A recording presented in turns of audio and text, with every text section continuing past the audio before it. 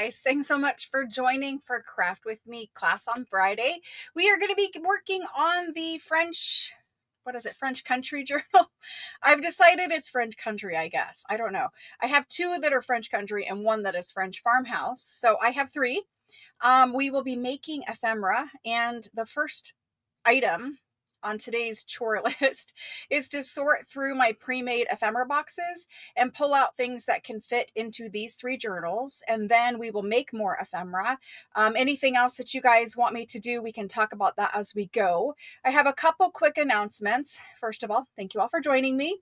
It has been a little minute. Let's see. I haven't been selling for a couple of weeks now. This is the third week I didn't sell. I'm going to have a couple little quick comments and talk about that stuff. And then we're going to move on to the crafting portion of tonight. Tonight is mostly about crafting, but I do have a couple little updates. So before we get into anything, and I probably will have to repeat myself at least once tonight, if you have questions, so there is a policy change across all of my social media. If you have a question specifically for me about an order that you guys have or business we have together, so say maybe you need a tracking number, maybe you have a question whether or not I sent your invoice yet because you didn't see it. Those are very common questions. So stuff like that is between you and I, that is not between me and the group, need to be asked privately. And so in the past, I've taken time during my lives to answer those questions that I've asked you guys to type in your questions like that before. Going forward, we are not going to have time during lives to ask questions between you and me personally like that. You have a text phone number for me. I would just tell you guys all that texting me your question is the best way to handle that. If you have a question about being banned from the Facebook group, there are very, very few of you who have been banned from the Facebook group. I did a little research after Tuesday's live because there was a woman here who I didn't catch really the beginning of it. I saw you guys trying to help her, and she basically was upset because she was no longer able to see the Facebook group. So let's talk about Facebook group quickly. Facebook group is for people to post pictures of things they've made. It has to be stuff that you hand make.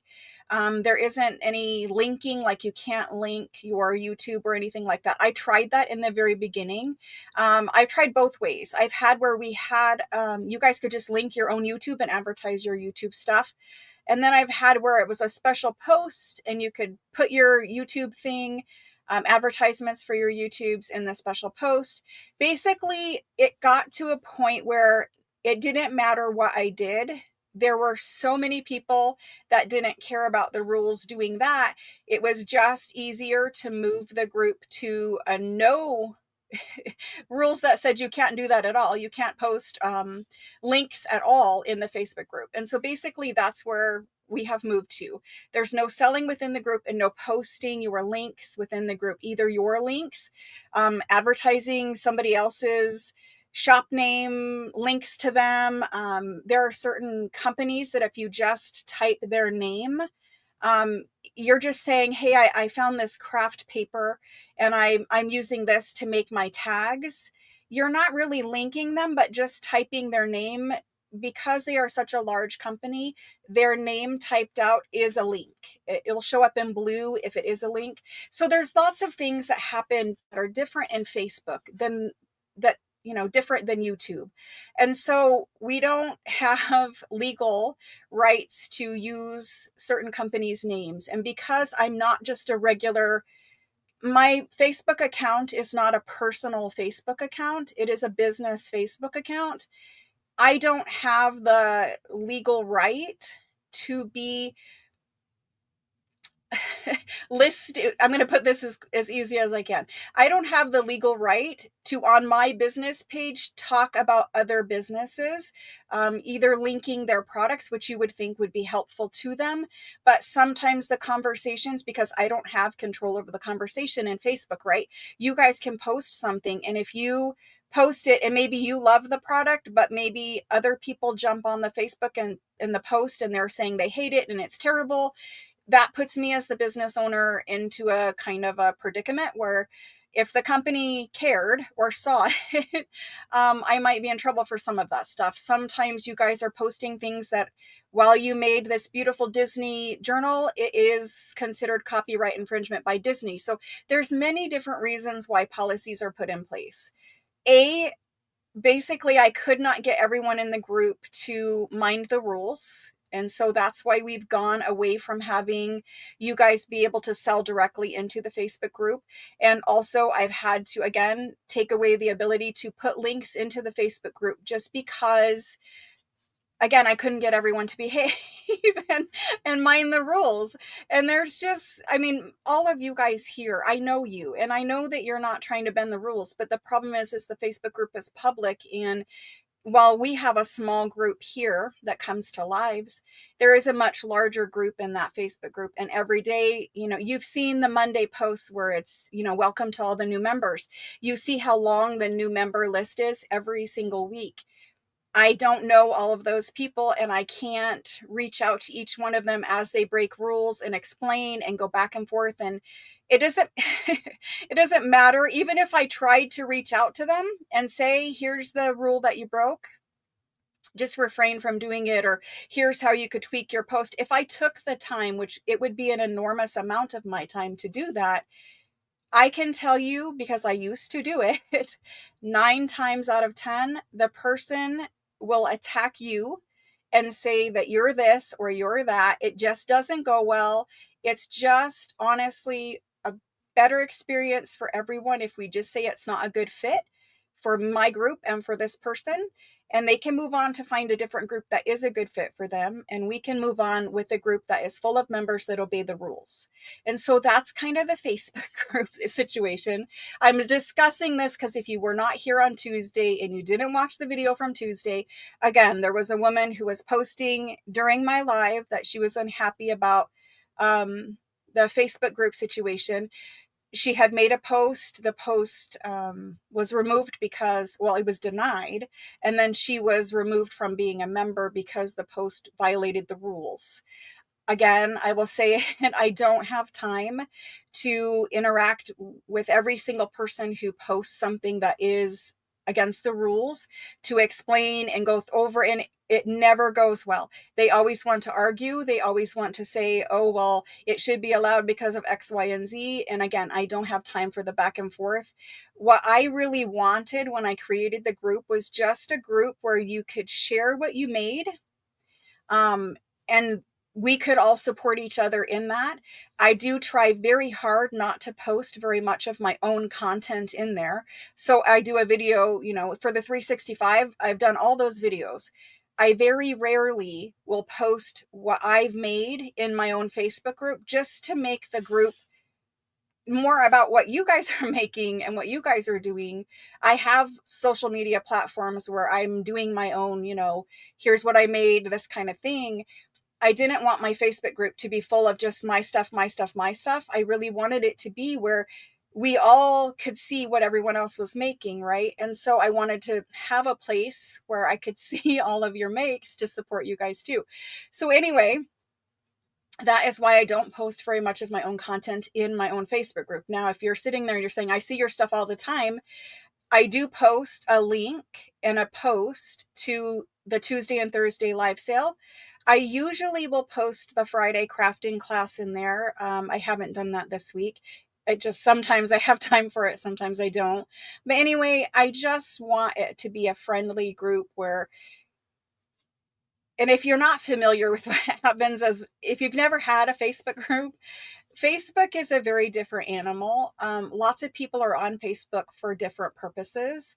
Some people are on Facebook and they completely have zero regard for anyone else's space or anything like that. They come in your group because, you know, they've requested to be a member and you've accepted them. And then they come right in there and they're like, well, here's this link and here's that link and I sell this product and I do this. And it's like, if you allow that, because I am in other Facebook groups and I see this, what happens in other Facebook groups, as well as we talk, you know, Facebook group owner to Facebook group owner, it does become where it's just advertisement after advertisement after advertisement. And it gets where it's so far away from just looking at beautiful junk journal stuff. I don't want to be a member of groups that are like that. And I don't want to have a group where it's like that either. I just want my group to be about making junk journals and junk journal stuff. I want you to be able to scroll through there and just see beautiful inspiration, beautiful ideas of things to make when you're short on inspiration. So that's the Facebook group situation. Hello and welcome, new people. It's very tricky doing what we do here. So anyway, that's the Facebook group situation. There is a Facebook group challenge going on. It started today, the 1st of August, and it will roll through the 31st of August. On September 1st, I will post the winner of this challenge. There's one challenge going on this month, and it is basically you can post anything you want. It has to be a photo of what you've made. You cannot post a video. No videos allowed in the Facebook group because, again, what ends up happening is I say, oh, you know, look, they're posting a video of a junk journal they made. And at the end of the junk journal, they start, you know, verbally doing advertisements or whatever they do. So hello, Jolly John. I was looking for you the other night because I'm looking for contact information from you. I thought I had it, but I didn't seem to find it when I was trying to invoice you.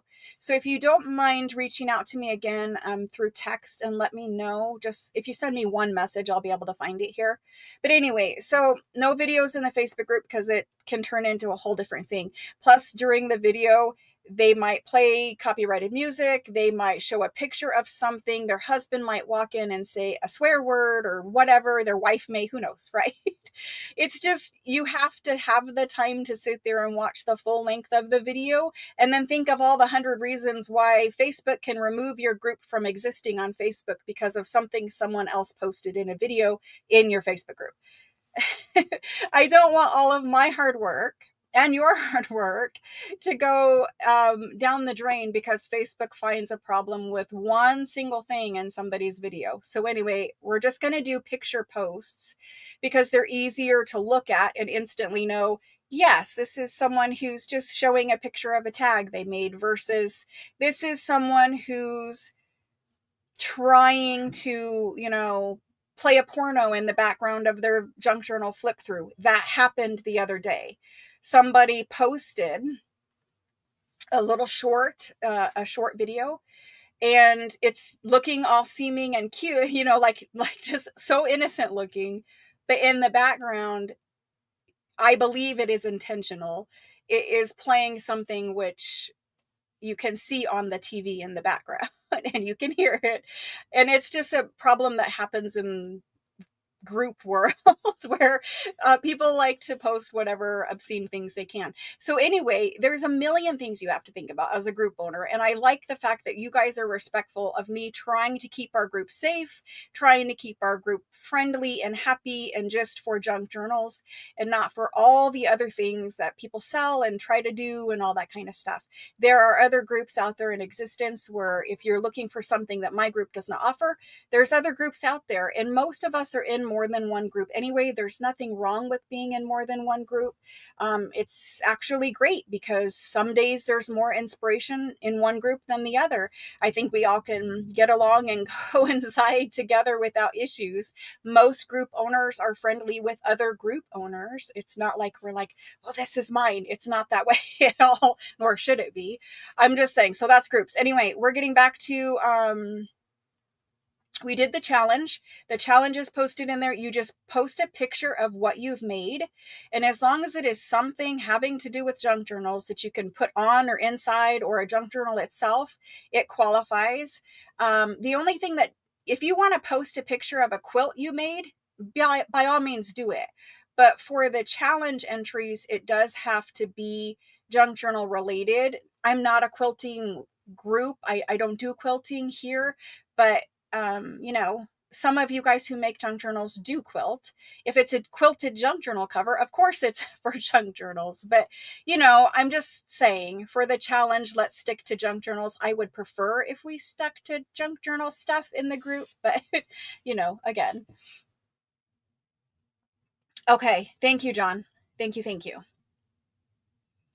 There's just, you know how the world is today, right? There's a lot of different things going on. And so, because it's public and it's Facebook, yeah, we just lost power. I don't know what that was about. Because it's public and it's Facebook, it's hard to keep people out, right? Because you can accept a member to your group and you can do all of your due diligence and look at their profiles and look at their previous posts and all that kind of stuff. But sometimes, you know, they fool you or they have secondary accounts or whatever the case may be. Okay, so challenges talked about. Let's see what else is going on. Quick updates for chat. So for all of my social media from now on, all questions between you and I, if it's not something that is having to do with the whole group or something I'm showing you or selling or actively doing in the video, that needs to be private messaged. You guys in chat have been so very kind to help answer people's questions when they come into chat and they have a question. But going forward, I would prefer if everyone who sees a question in chat, just let me and moderators handle it. It's getting to a point where you all are very kind and you all are very helpful, and I really appreciate that. But sometimes the answer to their question is either given incorrectly or the information is just different than the way I do it. Let's see, how can I say this? Sometimes in an effort to be helpful, it actually is causing a little bit more problem, just because what may be how it might work here for you might be different than how it works for them. Case just for instance, international buyers are handled different than regular US buyers. And if they're coming in and they're asking a question, they might not state that, hey, I'm an international buyer, but because, you know, someone here is kind enough to help and answer their question, they might give a price for my junk journal kit that might not be the correct information. Like so far, they've all been pretty much the same price range, but going forward, they might change. And so, you know, some of that stuff, it does need to be answered by me. For shipping for international, that's always different. And what I mean by the price of the kit will stay the same, but in their currency, it is different. And in the past, someone quoted someone a price, and I would have told them $65 also, but someone quoted them a price. And then on the back end, it's not 65 in their currency.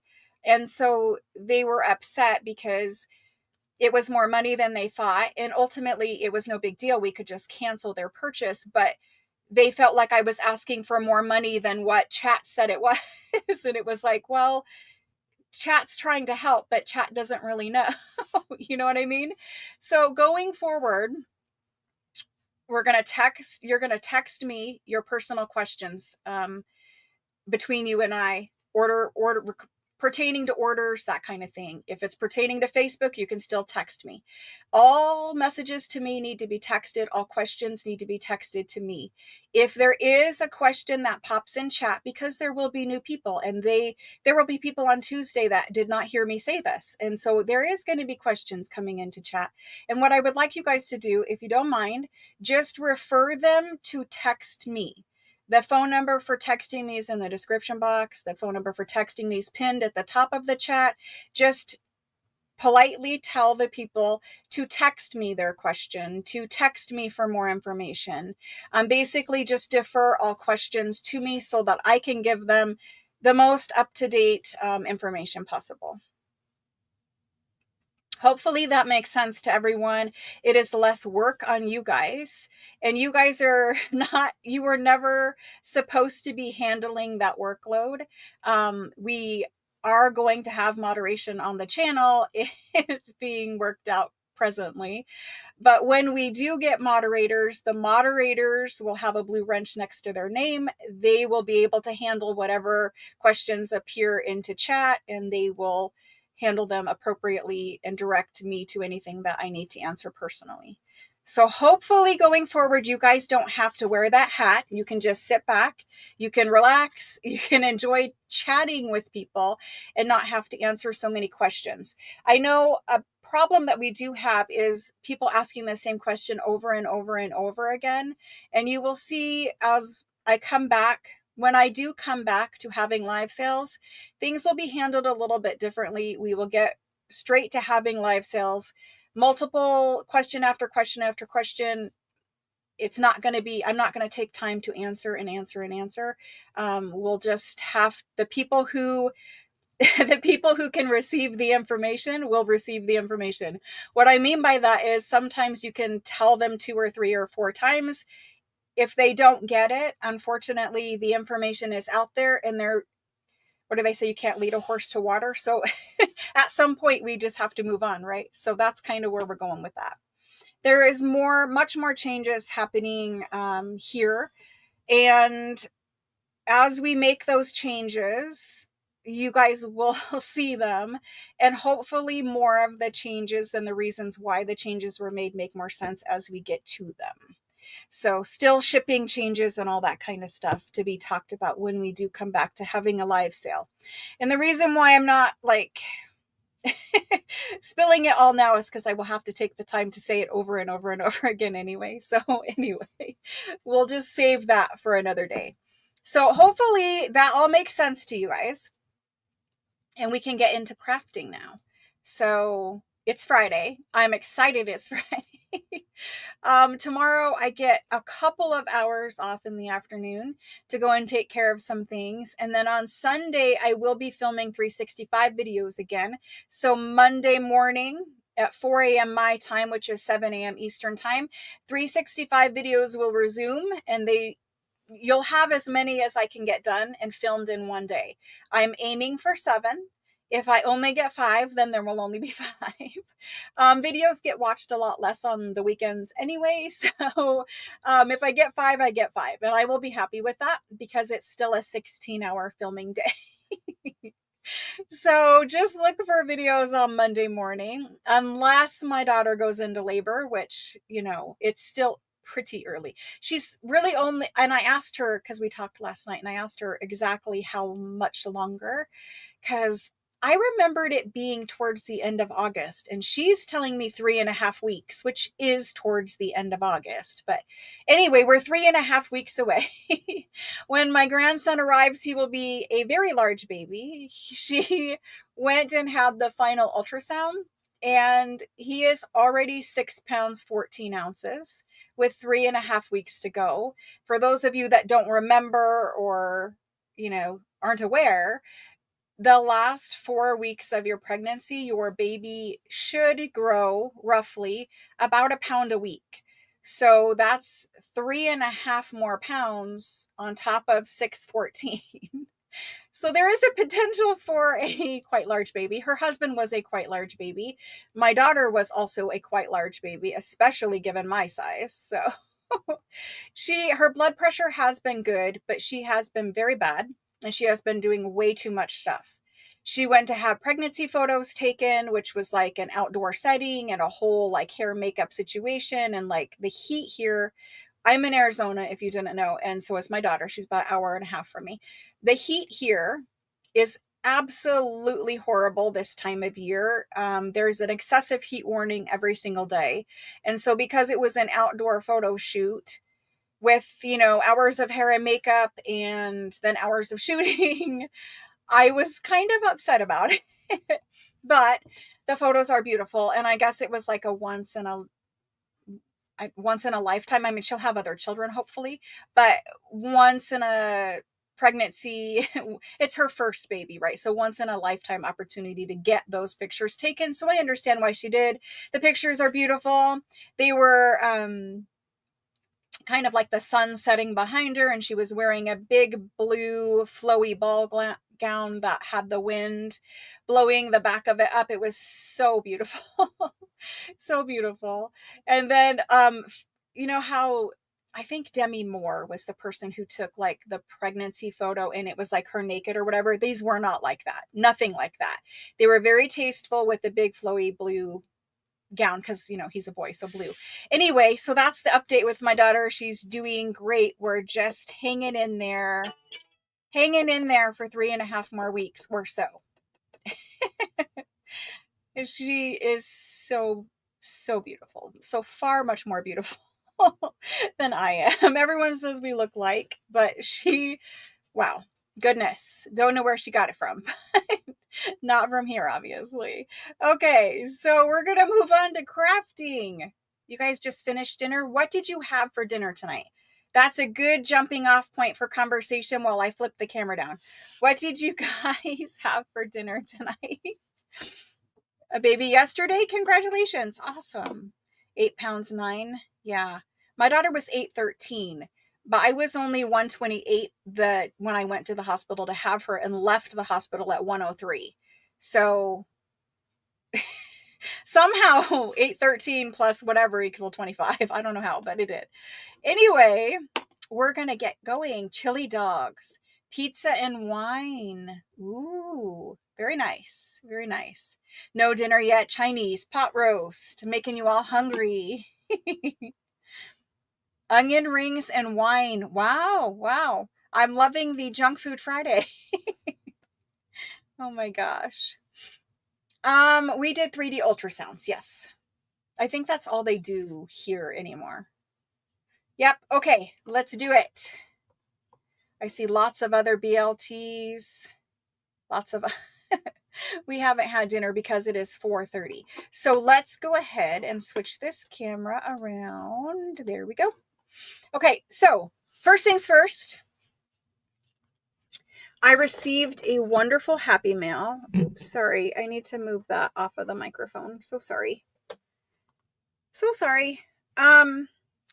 I received a wonderful happy mail. So this is the little package that came. Look at this. Oops. Oops, oops, oops. Autofocus. What are you doing on? I swear, it just loves to just turn itself on and do whatever it wants to do. It does not care what settings I chose to save in there. Beautiful happy mail. Look at this card. So I might be wrong, but I believe this card, the background is an ink blended foam background that was then die cut. I may be wrong, but that's what it looks like to me. And then a layer over the top, so it's all 3D that says thank you. It is a beautiful card, and I'm not going to show you the inside. Let me see, could I read it? I'm going to keep the personal message private. But that's the card that came. So that's the front of the card. It is a beautiful card. And Shelly sent these beautiful dresses that she made. And you guys might have seen the post in Facebook. So they're made out of Italian Florentine paper, but it's an origami fold that makes these little dresses. And there are many different ways of making them, different shapes, etc. But so that's them. She's embellished them with lace and ribbon and made them really look like little dresses. And so she sent me 3 because I'm assuming I have 3 of the French country journals going on. So that will be wonderful ephemera from Shelly in there. Thank you very much. And they came wrapped in this beautiful tissue paper. Very, very nice, Shelly. Thank you very much. I hope that you are here. And thank you, Shelly. You guys know that there is a giveaway in progress for this journal that was made. So this journal, I forgot to turn all my lights on. This journal is a quick little 1-hour journal that I made and I did a video. It's the last video on my channel. And it is made with all kinds of wonderful, yummy papers, all authentic stuff, except for I did put 3 pieces of copy dyed paper in there. So this is it so far. I am going to do a little more zhuzhing and embellishing before I send it on its way, because I can't help myself. But I did clip one of those little paper dangle things down here. So anyway, this is a giveaway. I will give it away the very next live sale I have. So whenever that live sale is, and I am being vague, whenever that live sale is, it's scheduled for Tuesday, next Tuesday. I will give away this journal to a lucky person. Okay, so we have ephemera that I have made for 365 videos in here, as well as ephemera that I made specifically for these French country journals. So that's kind of where the bucket of ephemera starts, and we will need to pull ephemera from my other ephemera buckets and get started filling pockets, gluing on pockets, and then we can take a count for how many pockets we have, so that I know how many more I need to make. And let me adjust the focus because now it's off. There we go. Okay, so this is the one journal that I started with you all. This guy. This is the one that is sewn together. So this is the one I'm going to glue pockets in tonight, and we'll fill it with ephemera. These two down here, this one and this one, this is the French farmhouse one. And so for the French farmhouse, I printed, where is it? I printed the farmy animals, the farm animals, and there's the cow and the villa and stuff like that. So that's the French farmhouse one. He needs sewn together. I am going to sew around the cover first, though. I have decided on these two I will sew around. I meant to on that one. I always forget. So this is the same. This is an exact duplicate of the one we're going to work in tonight. So there's where I stand with my 3. I have 2 2/4 probably of journals. Anyway, we're going to work in this one. There are several digitals that are in progress. You might see papers that I have not released in Etsy yet. If I use those, it is not because I'm trying to be mean. It is because I don't remember what's in Etsy and what's not at this point. So I printed these a long time ago. So if you do see some digitals here or there, just know that if they're not in Etsy, I will make them available in Etsy. It's not my goal to show you guys stuff that isn't available, but that one paper, I don't think that is. This paper, I don't think it's in Etsy. It might be, but I don't think it is. So there's that. There is still a French farmhouse, French country ephemera digital coming, but I have not done it yet. So I will try my very, very hardest. I know I have said that before, to get it done before next Friday's class. We are going to make this journal, these journals, all throughout the month of August. So if you didn't hear me say that a couple weeks ago, we're going to be making these all throughout August, and then we will have another journal kit. I'm not sure exactly when, because I am doing some major things behind the scenes. So when I get to it, we'll have another journal kit. In the meantime, we're just going to keep working with these. Let's pull some ephemera out of some boxes and decide what's going to go in here. Hello, guys. Thank you all for joining me tonight. I see many more of you jumped on. Okay, so let's look at this bin. This bin is ephemera for all the way back to the botanical journal. There is also blue ephemera for the blue journals, because I haven't finished a journal in a very long time. But what is in here that I wanted to look at was my Florentine pockets, to see if there were some that would work in here. And obviously this one works in here, so that would be good. This one would even work in here. This is a little too pinky. This is a little too greeny. These two would work. That one would work, but I don't know if it's my favorite for these journals. This is probably a little too fall, a little too purple, too pink. So I'm down to these. Let's use these 3 and keep this one. So I'm going to put these 3 in the farmhouse journals. They will work. So there's those. More pockets. I don't think there's anything else in this bin, but this is all past videos. And eventually I will get the rest of my journals finished. I know. I know. Okay, so I see question there. Is tonight's journal from a kit? It is the July journal kit.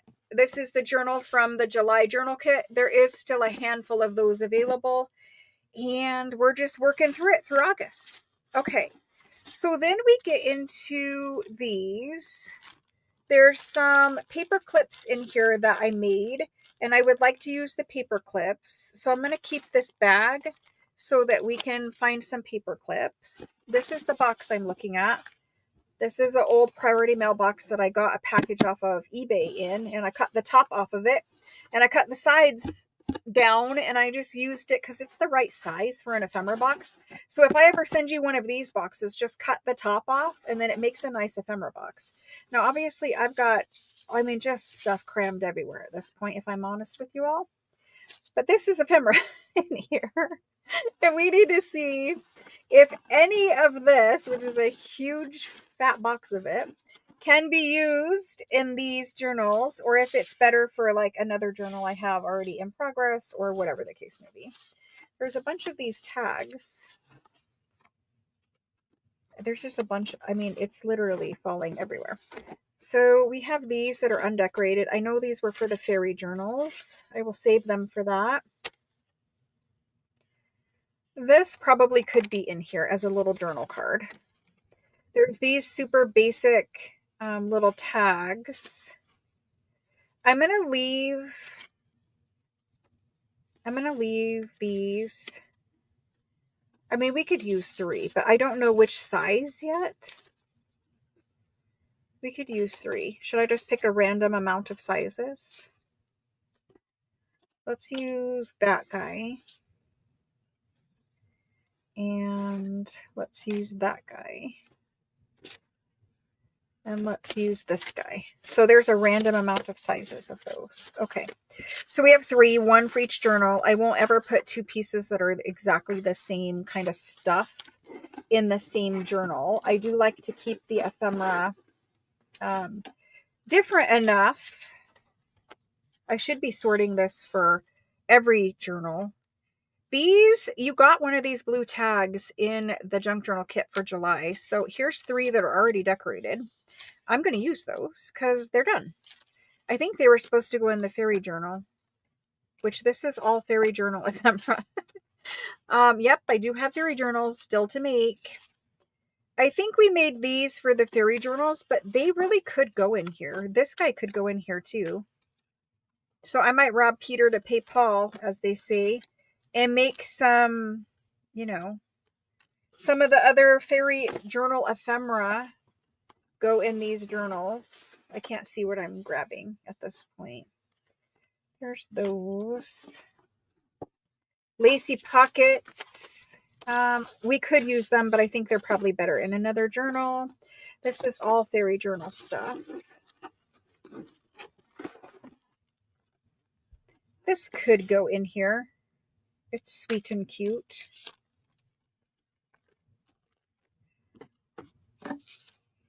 And these little pockets. That could definitely go in here. I think this one's probably better for something else. Hopefully you guys can kind of see what I'm doing. Probably better for something else. This could be cut into corner pockets. That's why it's in here. I'm going to keep it for something else. Maybe. I'll remember it's in here. Hopefully. Probably not. Anyway, these were fabric sample tags. Those could go in here. They kind of go with the theme, specifically these 2. Maybe this one. There is quite a bit of turquoise in the French Farm journal. But the one with the animals, there's quite a bit of turquoise in there. And this one, I love the blue. So I'm going to pull those 3 for that. I do have some larger ones. Should we find ourselves needing something larger, there are larger ones in here. Good to know. I forget all of this ephemera, honestly. Sometimes I'm like, I don't have enough ephemera. Just look in your box. You have tons of it. Here's another one of those pockets. I think we were going to put this in a journal, and that's why it's in here. This is like a little too purple. I could use this as a pocket. I'm going to put it in there, but I don't know about using it. We'll see. That's definitely good. This is too pastel. Too pastel. This is good. And then these are all too pastel and specifically for fairies. For fairy journals, my whole box is going to fall forward. Sorry for the reaching in front of the camera. Yep. Tons and tons of ephemera has been made. Okay. These are all too pastel. This is super cute, and it was supposed to go in a journal. I'm going to put it in there. Fairies. I think these are okay in the fairy journal. Fairies. These are little fabric clusters, and I will want to embellish some pages with those. So I'm going to pull those out. I know that we're going to put some of these in there. They're just cute little, for those belly bands that I made. They're cute little fillers for the belly bands. Some of them have copy dyed paper on them and some of them do not. So I'm going to pull 3 of the darker color and we're going to use those. These ones don't have stamps on them. Some do, some don't. Let's use these 3. Oh, that one's a good one too. Okay, so there's those. I love her. I really, really love her. She's so beautiful. I think this is like one of my favorite super simple tags. There's too many favorite things in here. Okay, so my pile is falling over and I can't keep one hand on it. We have some book page pockets that could be embellished or decorated. Is this just one? Oh, this is the around the page one. I think I'm going to save those. Tag wraps. All of this stuff for the most part is 365 videos. If it's not a 365 video, then I made it during a live. This is a good one, fabric sample tag. That's good. And we can take this one, which is why it's in here, to remind us to make another one. So that's good. We can use that for ephemera. This is all general ephemera that I can kind of just flip through. A bunch of little skinny tags and things like that. That's a little too pastel. Hopefully you guys can kind of see. So there's a bunch of skinny tags that we could use. That is too, this is too pastel. These two, we might be able to get in here. I'm going to pull those, maybe. The pink one, I think not. I don't know. I'm going to take it. We'll see. These are definitely too pastel because they're from Stamperia. Stamperia paper is too pastel-y for me. There's these. They're a possibility. I don't know. That's too pastel. These are pink. These ones, we were experimenting and showing the difference between black ink and I think this is like a coffee colored ink. So that's what those were. A bunch of painty botanical tags. If I need botanical, we have some, and we're going to make some more tonight. This is a little bird pocket. The butterfly pocket, maybe, because it is the right color. Wallpaper pockets, trifold pocket. These are super lacy tags, which, if we need something, we can pull something from here. This is a super long tag. And it is very red, so I'm going to pull it and see how it goes. The large journal card. Even this journal card would work.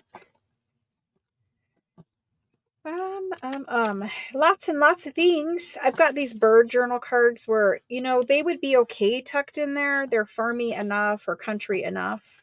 I will remember they are in here if we want them. I have some stenciled tag backgrounds, stenciled pages to use as collage. Embossed paper, wallpaper tags. This is a little trifold thing. That bird pocket. I think we have enough like little birdie pockets. I don't know why I made so many, but apparently I made a lot of them. We can't really see anymore. It's all sliding forward. I think we've pretty much got what this box has to offer. I think so. Got some little watercolor strips. I think we're good. I don't really see anything else in here that I'm going to have. I say that, and then there's this. And I really do like this one. This little tag fell out of it somewhere. I don't remember. Oh, it goes over here. I'm going to put that in there just for now. I think you guys can remember some of the videos these were made in. I am going to look at chat here in just a second. And then I've got vintage tape and watercolor stuff. The texture paste. And we're good. So I'm going to put all this stuff back in the box. And we're going to start. We're going to do a count and see how many pockets we have. This all could be arranged way better. But it's not, as you see.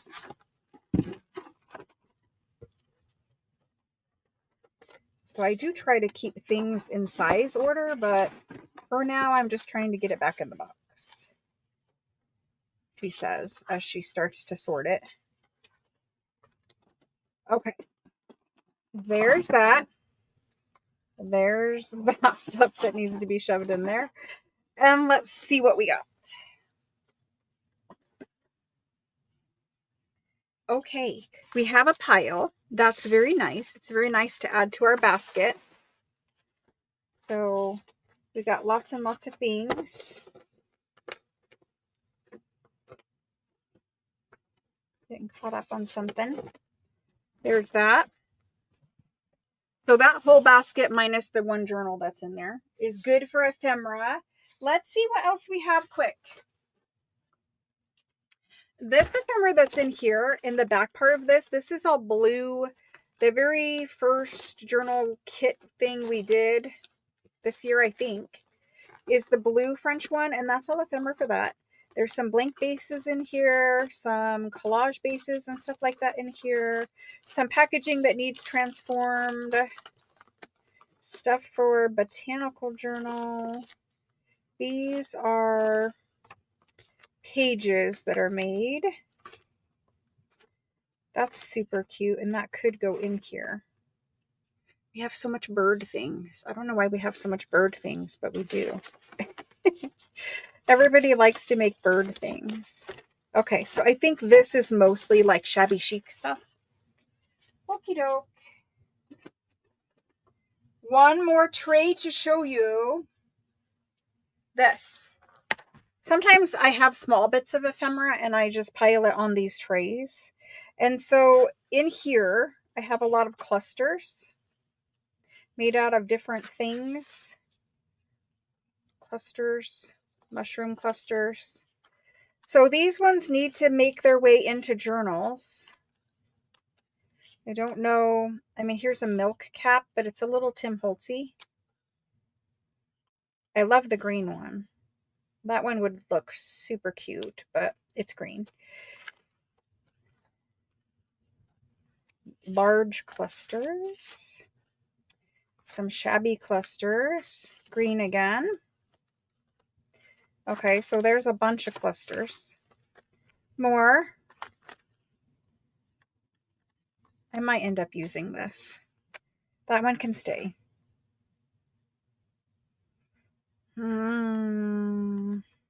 That one can stay too. And this one. There's 3. At least I have 3. I don't remember what this is. Oh, this is a fabric flip. And here's some really nice little clusters that would be great in these journals. So there's one of those. We'll keep the black bee one for another project. This one actually has a little bit of stitching done on it and a little charm. So that's a cute one. And this is a fabric flip. See, I don't even remember what I made. This is all a whole big fabric flip.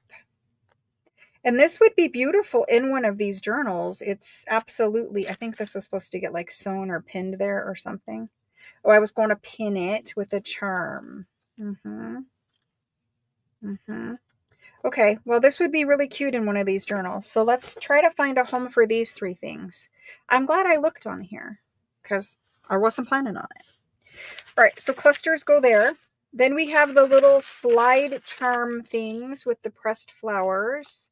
We could definitely dangle one of these off of the journal as well, but I know where those are. So that's those. We have these little key tag things with various peoples and stamps and whatever. We have these little grungy number tags. And those are cute. I mean, they would go in anything. I probably should just pull 3. Let's just do it. We need to use the things, right? So there's 3, and they, again, could go in that little belly band that we made. The skinny belly band with the 3 pockets. We have shaker cards, and these could definitely go in here. I specifically like this one because it has lots of red. Again, this one has lots of red. It's a little too much pastel there. This one's got the red again. These ones were some Tim Holtz ones, and honestly, these are my favorite. This one has buttons and little wooden shapes. This one has just metal junk. And I have the metal junk, and I forget to offer it to you guys, but I have boxes and boxes of metal junk. So there's those. All right, we've got them almost to one pile. And then we have little paper strip dangles, which are different than the other ones I just did. But these ones are just tied with rope. And I need to find 3 of them that will go in these journals. Like this is a reddish colored one. Let's pull that one. Purple. Green. It's got red and a butterfly. I might do that one. That's fine. This one has some toile in it. Let's pull that one as well. And then there's this one. Let me have that green one back. This guy. No, he's actually better. This is a little more shabby. That one can stay. Okay, so we have 3 of those, but here's the rest of them.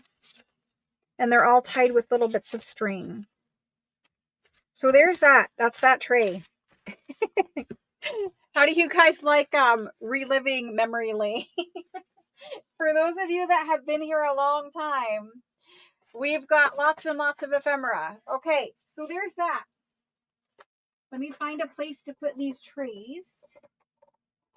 Probably best on the floor. And let's get started on tonight's work. That was, a trip down memory lane. Let's get started on tonight's. It's hours and hours and hours of crafty work. Which you guys were patient enough to join me for most of it. Okay, so this stuff all needs to go into our ephemera basket.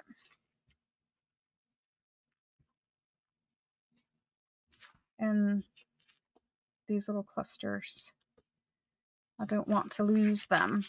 And I have already lost this. This needs pinned with its little metal charm before I do lose it. Okay. So the first thing that I do when I'm looking to fill a journal is I need to know how many pockets I already have made, because I don't know how many. Maybe I have 15 pockets and I only need 12. Very rarely does that happen. But maybe I already have 8 and I need to make 4 more with you guys tonight. So let's just figure out how many pockets we already have. And by pockets, it's not necessarily a pocket. Sometimes it's a belly band. What it really means is so in my journal, and most of you guys have heard me say this before, but in my journal, there's a formula that I pretty much use all the time.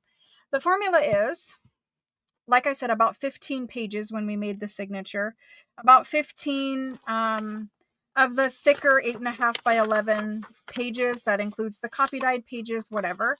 And how that works out is when you fold the 15 in half and you have all your little pages and whatever. I don't count the little stuff. I never, count the little pages. I don't count the little book pages, stuff like that. Super thin things, I never count. Anyway, tonight's not about signature, it's about ephemera. So in the first half of my journal signature, in a single signature journal, in the first half, I want to do 6 page elements.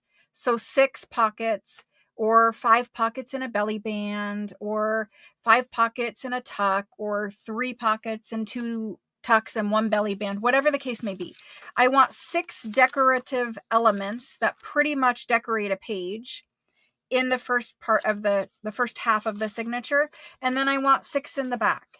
And that's all I want, because you do need to leave room for the new owner of your journal to do their own work in, to, maybe they want to glue down something that is meaningful to them in a journal. So you don't want to fill every single page if you're looking at selling a journal. I mean, you can, but that's a different kind of a buyer for a journal. The buyers who buy journals that just have stuff everywhere, they're not really going to journal with it. They're going to collect it, look at it, put it on a shelf. And that's one way of doing it. And there's not a right or a wrong. But for this style of journal where you're selling it to probably someone, again, most people collect them and put them on a shelf, but some people actually use them. But for this style, I'm leaving room for the new owner to journal in, to glue down stuff in, that kind of thing. So I don't want every single page to have something on it. And I never put, if I put a pocket here, I never put a pocket on the back side of this page. I only put 1 page element on one side of the page, because if you put stuff all over this page and stuff all over this page, the page becomes very heavy. And it's when your pages are really heavy that they can tear out of your signature. You've already poked holes to, sew in the signature. You just need to be careful that you don't make the page too decorated and too full of stuff that it becomes too heavy. The pages need to turn. Ideally, when your journal is done, this is tight because we just sewed it in, but ideally when your journal is done, it will lay open. It doesn't need to lay completely flat. I mean, the flatter the better, but you're going to have decorations in here. And when I pulled those shaker cards, things like that are bulky and thick, you can make anything as thick as you want, but you do want to consider how much gator mouth your journal is going to be when it's done. And if you have thick, bulky things like this, tags and journal cards that can be removed from pockets, that's the place to put those. Try not to glue down things that are super, super bulky, because A, they're hard to write over top of, and B, if they're glued down and they're super bulky, the person who buys the journal doesn't have the option of moving it, because maybe that bulk is going to interfere with something they want to do. Or, it has the ability, if it's super bulky, like this isn't sharp, but if it was super bulky and you have a page over top of it, and person's working in their journal, they're carrying their journal with them in their bag or whatever, that bulkiness can actually poke and wear holes in the other pages in your journal. I have seen a post on Facebook where somebody made a beautiful page and they have these flowers, and in the center of the flowers, there's a metal kind of thing that sticks up. The flowers are gorgeous, but the person was showing that it poked a hole in like 6 pages. Once the person tied up the journal and shipped it, just the rubbing and being tied together in the mail poked a hole all the way through 6 pages. So you do want to be aware of that kind of stuff. I'm not the police on it. I'm not, the dictator of these things. This is just my opinion. You can do whatever you want to do, but that's one of the things I think about. Okay, so for questions on what I'm doing right now tonight, does anyone have any questions thus far in tonight's crafting part of the video? Any questions out there so far?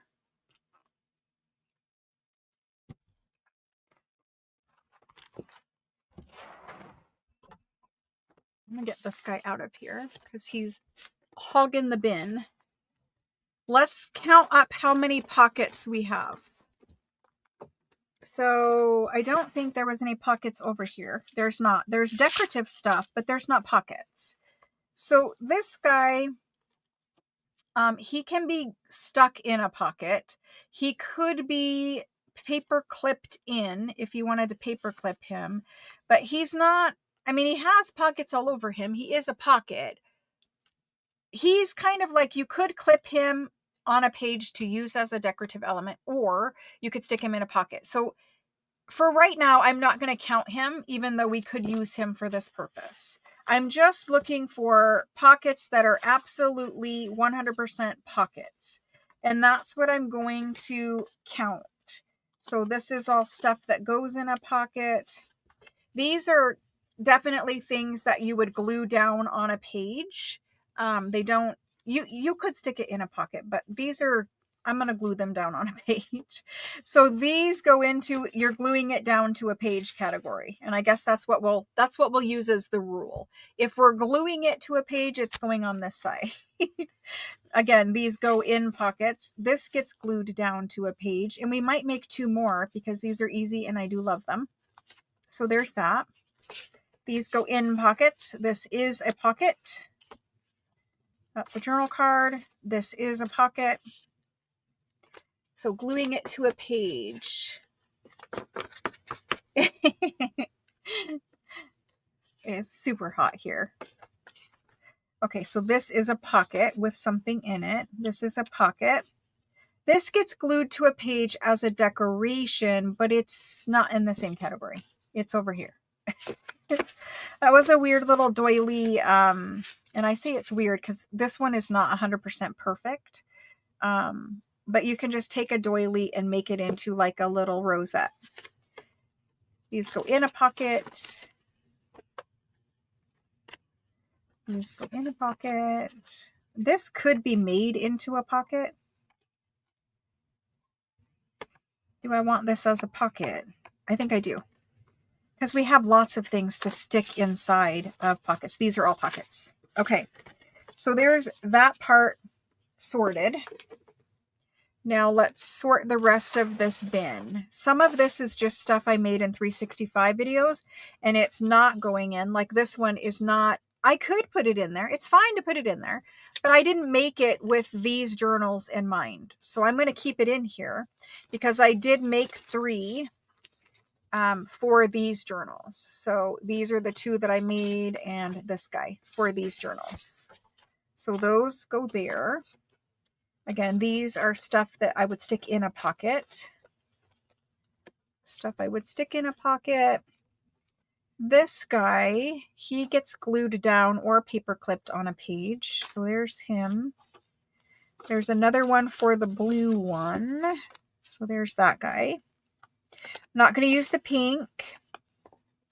This one I could use, but I think I'm going to use this one. I'm choosing by color mostly. And then these little guys, I think we did make for these journals. That's that one. This one is definitely going in here. I think we made all 3 of these for this project, so I'm going to leave all 3 of those. Or did we make these? I don't know. Let's pull them all and we'll figure it out. These we made for this journal. These we made for this journal. These we made for this journal, but they go in a pocket. Or I made these a long time ago for these journals, and they go in a pocket. I have a bunch of little journal cards pulled here, and the reason why is because I was going to put some of them in things like this. So there's that. These we made. These are the exploding envelopes. We made those for this journal. Made these little pockets for this journal. Wait a minute. Yes, all of that gets glued to a page. These are the ephemera bundles that I made for these journals.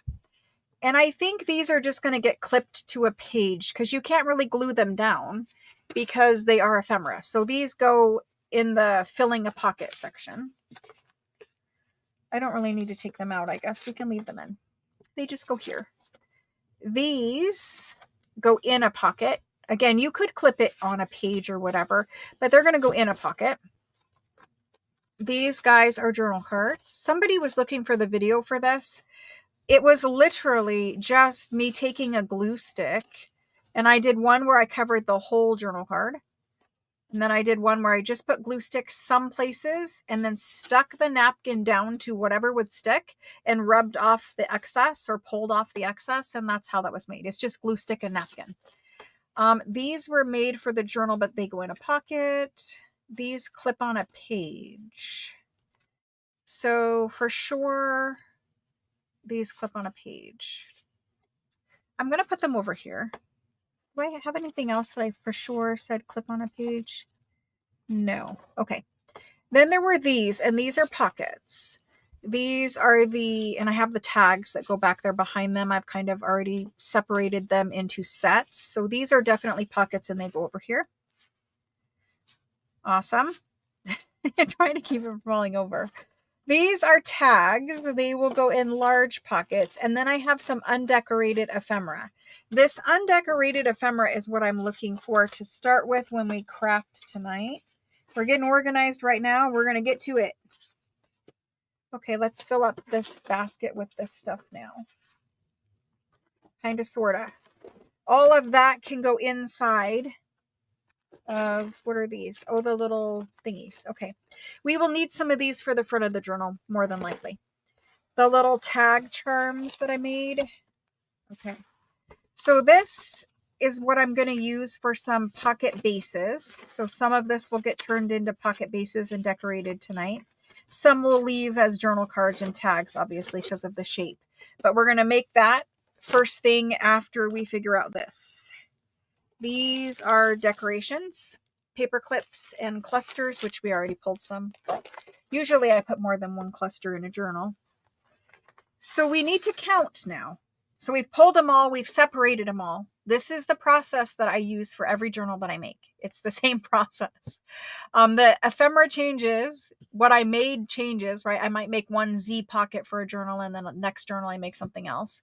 The ephemera changes, the theme changes, the color palette changes, but the process is repeatable, and that's kind of what speeds journal making along. Now, that's just one way of making a journal. Some people like to just start with whatever comes to mind, and that's what they make, and that's how they make a journal. And again, there's no right or wrong way. You just need to find a formula or a process that works for you. This is the process that works for me, but it might be different for you.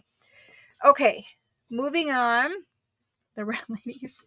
There is ephemera digitals coming, as well as many other things, which we will talk about in the near future.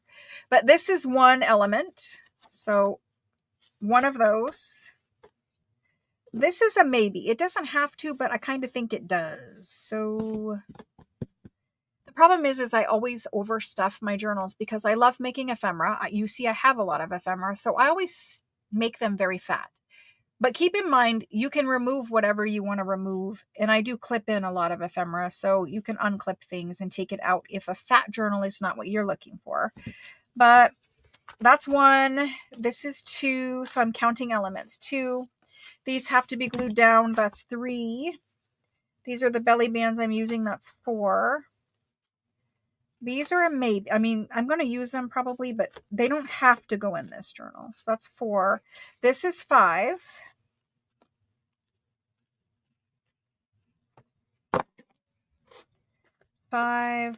These are 6. For have to go in this journal. 6. This is 7. This is 8.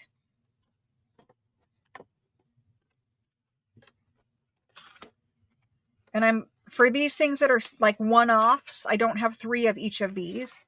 I'm just going to pull 3 of the same type of pocket. So that's 9.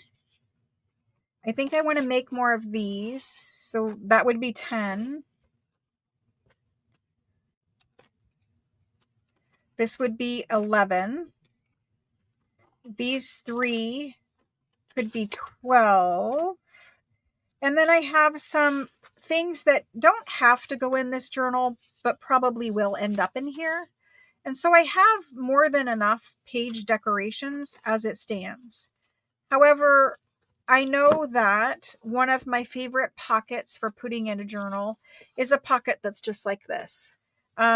where it's just a rectangle with a thumb hole notch on it.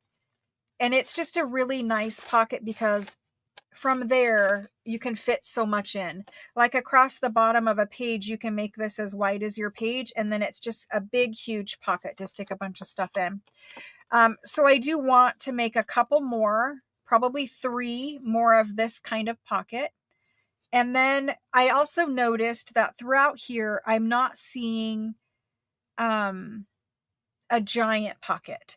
So I want to look in the journal and see if there's a place where we can add a giant pocket. And the reason why I like to do that is because in every journal I make, I like to have a place for like a 5x8 journal card to go in, because that's a huge pocket. And sometimes people have oversized ephemera that they just want to tuck in the journal instead of like gluing down to a page so that they could pull it out and feel it. Maybe it's tactile, maybe they like to touch it, whatever.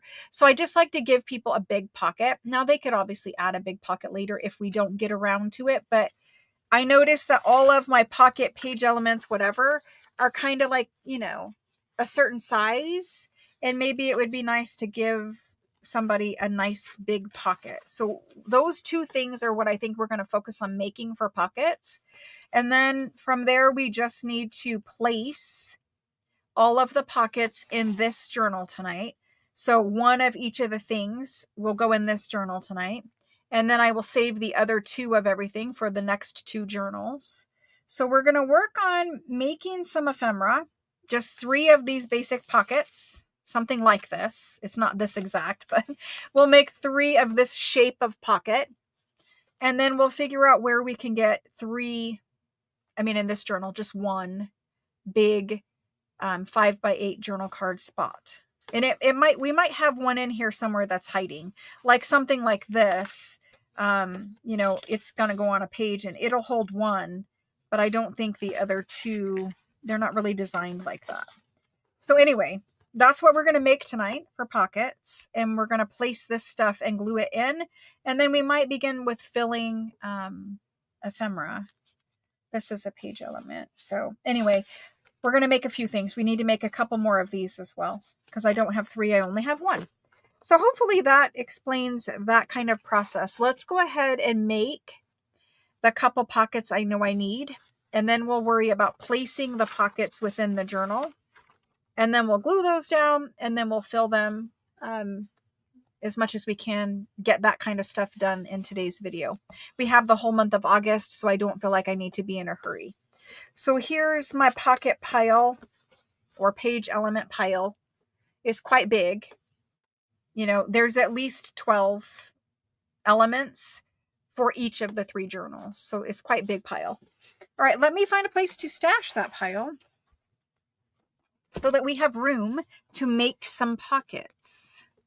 I really don't want this to fall on the floor, because if it does, it will be behind my computer. Very hard to get back out. Okay.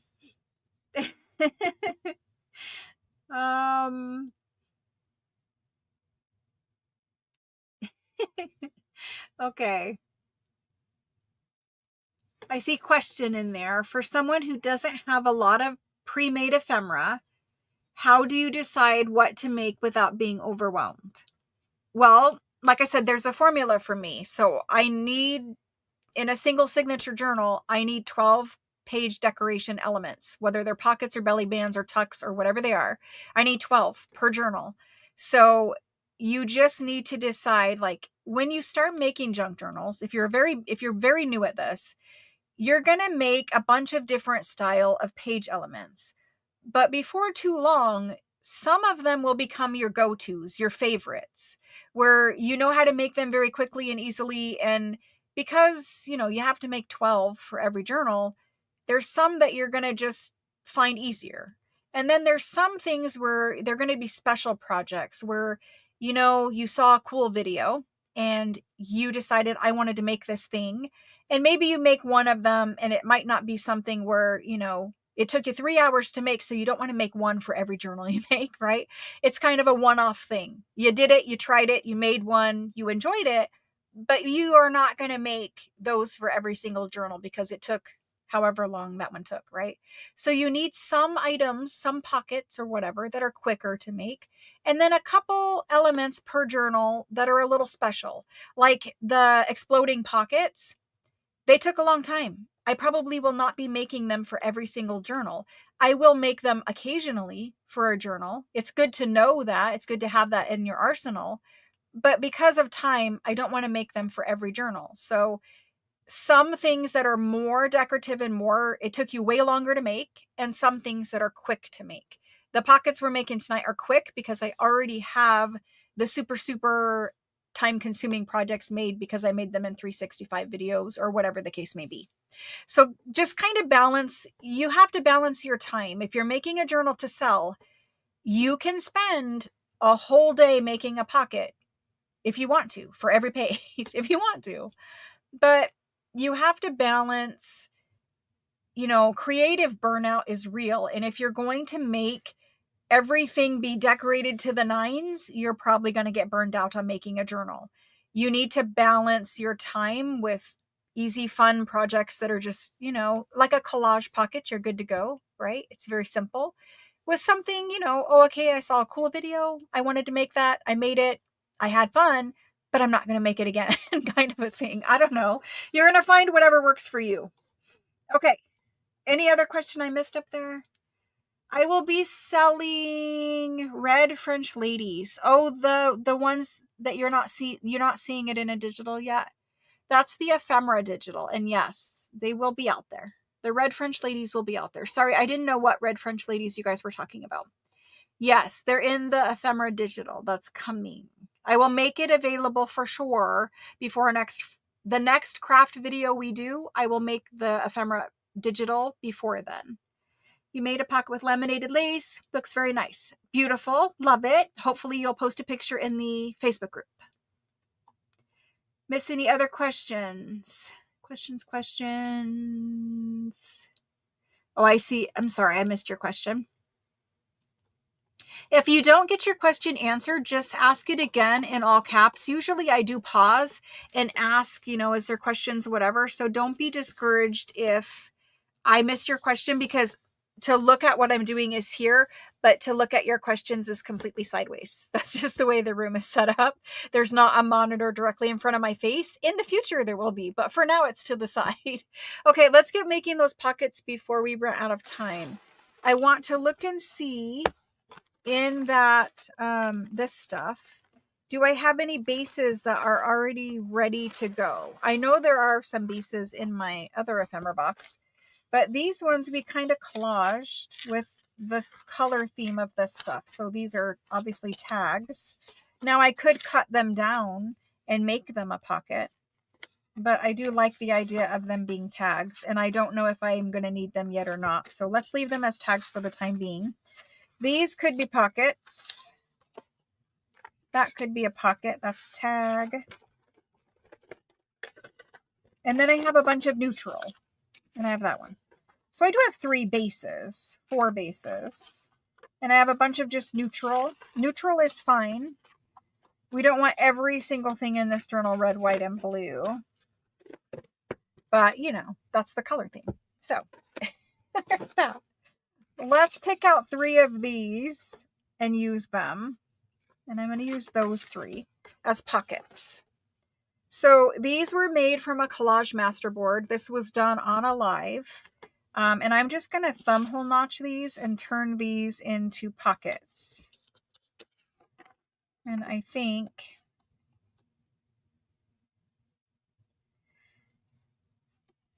we're going to thumb hole notch them like this. So let's get that. And let's thumb hole notch these. And then we're going to have to find something to decorate these with. And I need to turn the camera lighting down just a little bit so it's not washing these out so much. There we go. I've always wondered how you make a design. Do you draw it yourself? Do you research it from historical items? For the digitals, is that what you're asking me about? The digitals, mostly I take a scanned thing that I already own, like antique things, wallpaper, whatever, whatever you have, and I scan it in. And that's the base for what I'm making. Not always, but I think it's the easiest way to make a digital is scanning something that's old and authentic and then working from there. I don't draw. I'm not an artist like that. I don't draw. You certainly could draw. I mean, if you're, you know, talented like that, sure. If you like to paint, sure. Do your original artwork. I won't tell you where that just went. Occupational hazard of wearing a V-neck when punching holes in pockets. So anyway, if you're a good artist, sure, use your own artwork. I like to use antique things. I like to scan the French things and then use that as backgrounds and bases and then start working from there. So I did make these. This guy got a little bit too deep of a thumb hole notch. See those little jaggedy edges? If that ever happens, you can just round them off. Because I went a little bit too deep with the thumb notching. So there's 3 pockets. That's the base. This is my favorite pocket to make. Is a collage masterboard cut into like a 4.5. I don't know how big these are. 4.5. What did we do? We did 5 inches by 3.5. I usually always do them 3.5 inches deep and then either 4.5 or 5 inches wide. You have 5.5 inches on a page on a folded, 8.5 by 11. You have 5.5 inches. So that's 3 of those. We just need to decorate them. I did pull out, let me find it.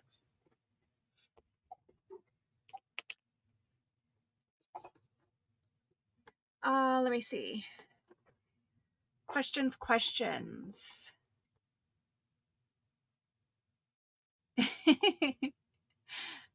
A masterboard is just this. It's just where you take a bunch of pieces of paper and you glue them down onto a base.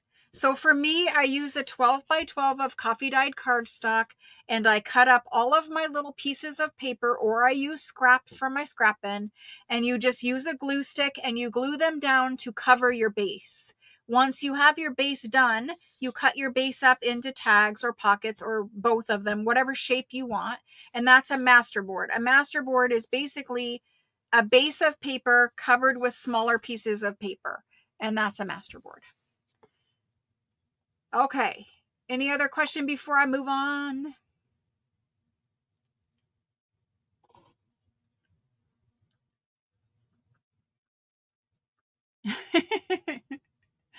Yes, cut it up to use. Yes. That's the point of it, right? We want ephemera from our work. Okay, so what was I looking for? This book. And I know you guys will want me to link it, so let me try to figure out that real quick before I show you what it is, because you guys will probably ask me to link it. You guys always do. So let me make sure it's available before I show it and make you guys all mad. Because when I show things that are not available, then people send me unkind comments. Oh, goodness. I'm getting it. Here it is. I'm going to link it and I'm going to put it in chat right now. So this is the book. Now let me go to my video in progress. Hopefully you do not hear me, but you might. Let's go to my video. Where is my video? It says I'm not live right now. On my own YouTube channel, it tells me I am not live right now. How rude. I know I am live right now. Oh my goodness. Can you be polite to me? Apparently it cannot. 2 seconds while I figure this out. It won't let me do it. It's telling me that I'm not live. I know I'm live because I can see it, but all right. So where is this? I need my channel. Thank you very much. There I am. Goodness. Yep. See, you guys can hear me. That's what happens when I open it on my phone. Here's the link for what I'm going to put on the table. There it is. Okay, so this is the book that I'm going to pull some images out of to work with. You don't have to get it. I'm not saying you do, but for those of you who want the link was just put in. It tells me I'm not live on my own channel all the time. I don't understand what YouTube does, but it's always making my job more fun and interesting, keeping me on my toes. So this book, I have shown it before. I pulled pages out of it and included pages in the botanical junk journals that we made back in March. This is one of the cover options. The cover is beautiful by itself. I want to fussy cut this so much, so I will once the book is done. But inside of this book, you have all fussy cuts. So if you hate fussy cutting, you might be able to put these in a scan and cut, and the scan and cut would cut it out for you. I'm not sure. But it has fussy cuts on one side, and then it has the William Morris prints on the other side. So even when you fussy cut this, you will have bits and pieces of this awesome William Morris paper. It is all color sectioned off. So we're in yellow right now. I'm going to try to show you. We're in yellow. It goes to pink, red, whatever, purple. So there's just tons and tons of beautiful floral and mushrooms. These are not stickers. This beautiful paper would be awesome in this journal right now. Oh my gosh. Okay, so you get lots of William Morris, lots of fussy cuts. You get mushrooms. So there's just everything in here. There's fruit in here. There's vegetables. So like we could even use some of the fruit, a lot of mushrooms, trees, more plants. There's Christmas, if you're looking for Christmas stuff.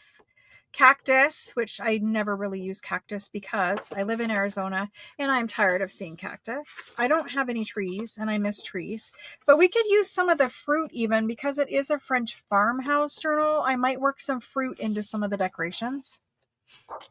Vegetables. Again, for the farm one, I think it would be super cute to have some of the vegetables as little bits of ephemera for the farm one. This is kind of the back where you get, you know, your veggies, your fruit. Not too terribly many pages of that. And then we have some of the herbs. So if you're doing like a cooking journal, there's herbs. There's that. So most of the book, and again, even if you hated this page, just use the back of it, right? So most of it is usable. Every page has something beautiful on it. And we're going to use some of these. Maybe we will put fruit on it. Let me look at fruit and vegetables. Some of you are appalled by my thinking of putting fruit and vegetables on these. But, you know, some people being appalled does not bother me. I have to make what I think will look good on here. So let's just go with that. I would love the lemons, but they're pretty small. I didn't pre-plan this, so if I don't find anything, grapes are always good. There's cherries. Here's a bigger citrus. I don't know. Maybe not fruit. I could do an apple. There's a bigger lime. No lemons. Okay. Well, I'm still struggling. I want to use it. And I can't find anything. Okay. So going back to flowers. I could do mushrooms, but it doesn't really say farmhouse to me. We could do blue flowers. Like this guy coming up on the side of this one right here. This would be cute. So you can fussy cut and cut out exactly what you want from there, but I don't really care. So I'm just going to cut it like this for now. So that guy can go on that one. We won't get all of him, but we'll get a lot of him going up that side. And that kind of balances, like we've got this pattern and color here. So that going up the side will look cute. Now let's see about something else. I'm looking at this big pink tall one here. We won't get enough of it. Maybe we will. I don't know. I'm going to cut that one out too. And again, you could cut it much nicer than this, but for time's sake, we're just chopping into it. There's that. And maybe we'll put that on there. So possibly those two. Let's see what else. I really like these.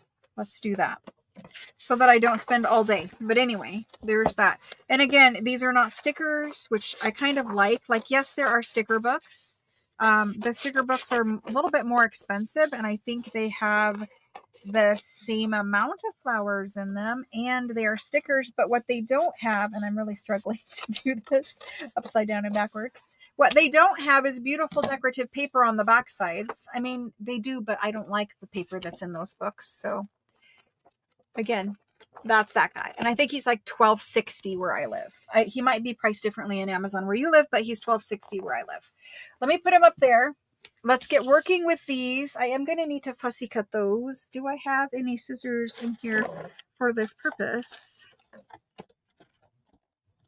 I do. Surprisingly, I do. The only other option, and I'm going to cut these out, and if we don't put them on the pockets, the only other option I have planned for tonight is Victorian people from the German scrap, which I will be putting a lot of that in these journals. So I wasn't sure if I was going to cut out every single little detail or if I was going to leave a border. We'll see how it goes. So while I'm doing this, I'm just fussy cutting. I'm going to look at chat. The rooster, I do love the rooster too. And he looks, I think you shared him. Either you or Kendall shared the rooster on the front. Maybe both of you did. But I do remember seeing a lovely journal cover with a rooster. I'm going to have ladies on my covers, I believe. But I might be tempted to put the rooster on as well on the farmhouse one. So far, I'm only making one farmhousey one. But here's the other thing I wanted to tell you guys is I have extra journal supplies for these journals. And I might be, depending on time, if I take time off, more time off.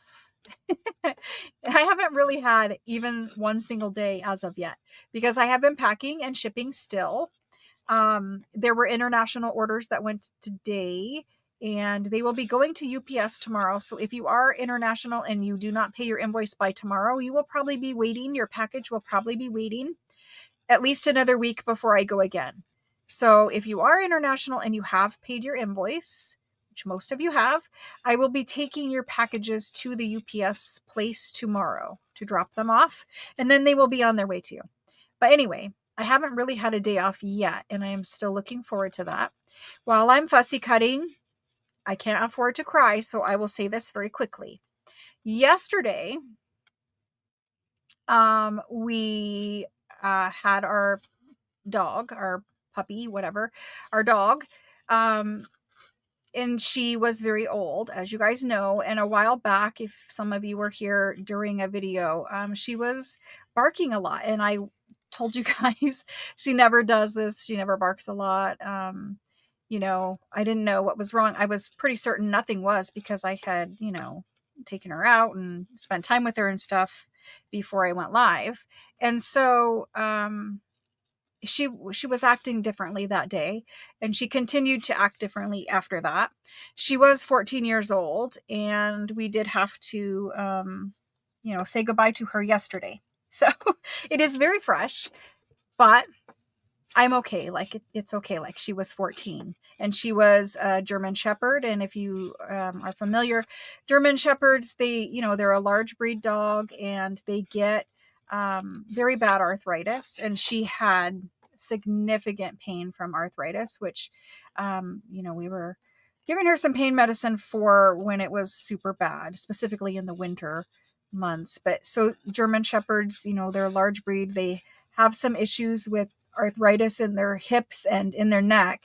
And she had both places pretty significant. But then, she was acting differently and was really needy and stuff like that for a couple of, honestly, it started a couple months ago, and it just kind of progressed, and we weren't sure exactly what was going on. And then we did find another issue, and unfortunately we believe she had cancer. We didn't put her through the whole investigating and all that kind of stuff because of her age, and it just would have been too much on her anyway, but we believe she had cancer. And so we did choose to release her from her pain.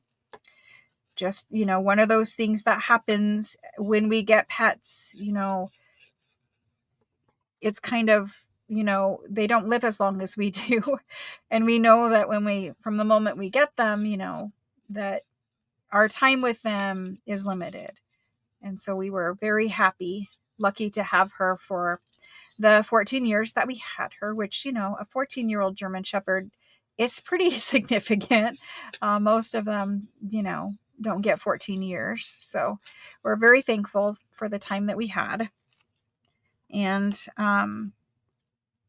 lots of people, when somebody loses a pet, they ask, are you going to get another pet? And it's not rude to do it or think that way, right? Like some people like take offense to it because it's like, well, she just passed. So like, it's a fine question to ask people because it's natural to think that, the best way to heal pain like that would be to get another pet, right? So it's a natural question, but we don't have plans at this moment to get another one. I would like to do some traveling. As most of you guys know, I am planning on going to France. And so, we're going to be able to at least do that a little easier now. So, I don't think we will get another puppy. It's not in the immediate plans anyway. Life has life has its own plan. So if one just comes into our life, then, that's what it is. That's, she kind of appeared into our life, unexpectedly. So we were lucky enough to have her for a good long time. So anyway, that happened yesterday, and it was, it had kind of been taking up some time, which was part of the reason why I haven't been having live sales for 3 weeks. It's part of the reason. It's not the reason. But, she required extra time and extra care. And, it was just something we needed to do. So that's kind of part of it. But yeah, so my crafty mojo is not like in super, super great supply tonight. But we're doing it. We're getting it done. So I'm not sure how much. I think I am going to cut more of that out. I wasn't sure. Sometimes I leave it and then I kind of look at it when I think I'm done, and then it'll tell me, no, you're not done. You got to cut out a little bit more. And I am being way fussy and detailed with this just because I was telling you guys and talking to you guys about that. Normally you could just tear around these. Honestly, you don't even have to fussy cut them. You could just tear around them. I think I'm going to leave that. There's a tiny little strip, but I am going to leave it. And you guys do know that after you fussy cut, this is the marker, the Tombow 942. If you want to go around the edge to blend things in, if you leave a little bit of a white edge or whatever, this is the marker. These ones blend in perfectly. I don't feel the need to do it, but if you did, it's the Tombow 942 is the one that we like to use. Now, some of these pieces are big enough that you could save and cut down and use in like a cluster or something. You guys are going to be appalled, but I'm going to toss it. I just have so much paper scraps that I just can't do more. Just can't do more paper scraps. Thank you guys for all of your lovely comments. I appreciate it very much. I don't want to read too much of it because it will make me sad, but thank you guys very much. I appreciate it. And I just shared it because eventually somebody would say something about the dog because they knew that, we had a dog. So anyway, it's out there. It's talked about. It's done now. So let's go ahead. I'm really happy with these two. This is a little bit different color combination, but I think I'm happy with it. So let's think about what else we need to add to this combination. I mean, you could just center that right there and, call that done, but I think I'm going to put them off to the side, and I would need another element, just a simple label or another decorative element on each one of these, and I will consider them done. What do I have that we can use for that purpose? Yeah, I know. We were kind of thinking the same thing, like, it's just too hard to say goodbye, and they don't live as long as we do. So, that's a decision that each person needs to make and decide, but it's really hard. And we've lost two now, within the last couple years, and they both lived an extremely long amount of time for their breeds, and it's just it's hard, and so we're not really looking to do that again. It's not something that anyone enjoys. So I have these die cut frames. Let's see, this feels like two. It is two. Let's see. I mean, you would want to frame it, but I can't. It's two competing. If they were smaller flowers, I think you could get away with the frame on there, but the flowers are too big. So we need something smaller. I'm digging through boxes to find something. Let's see. I need some little like Tim Holtz ephemera or labels or something to kind of go with this. And I keep finding things that will compete. That's not horrible. It kind of fills the space. I think we might need to do a little collage work, but it's interesting enough to leave out there and look at. This guy is just a label. Let's see what else I can find quick. Many things.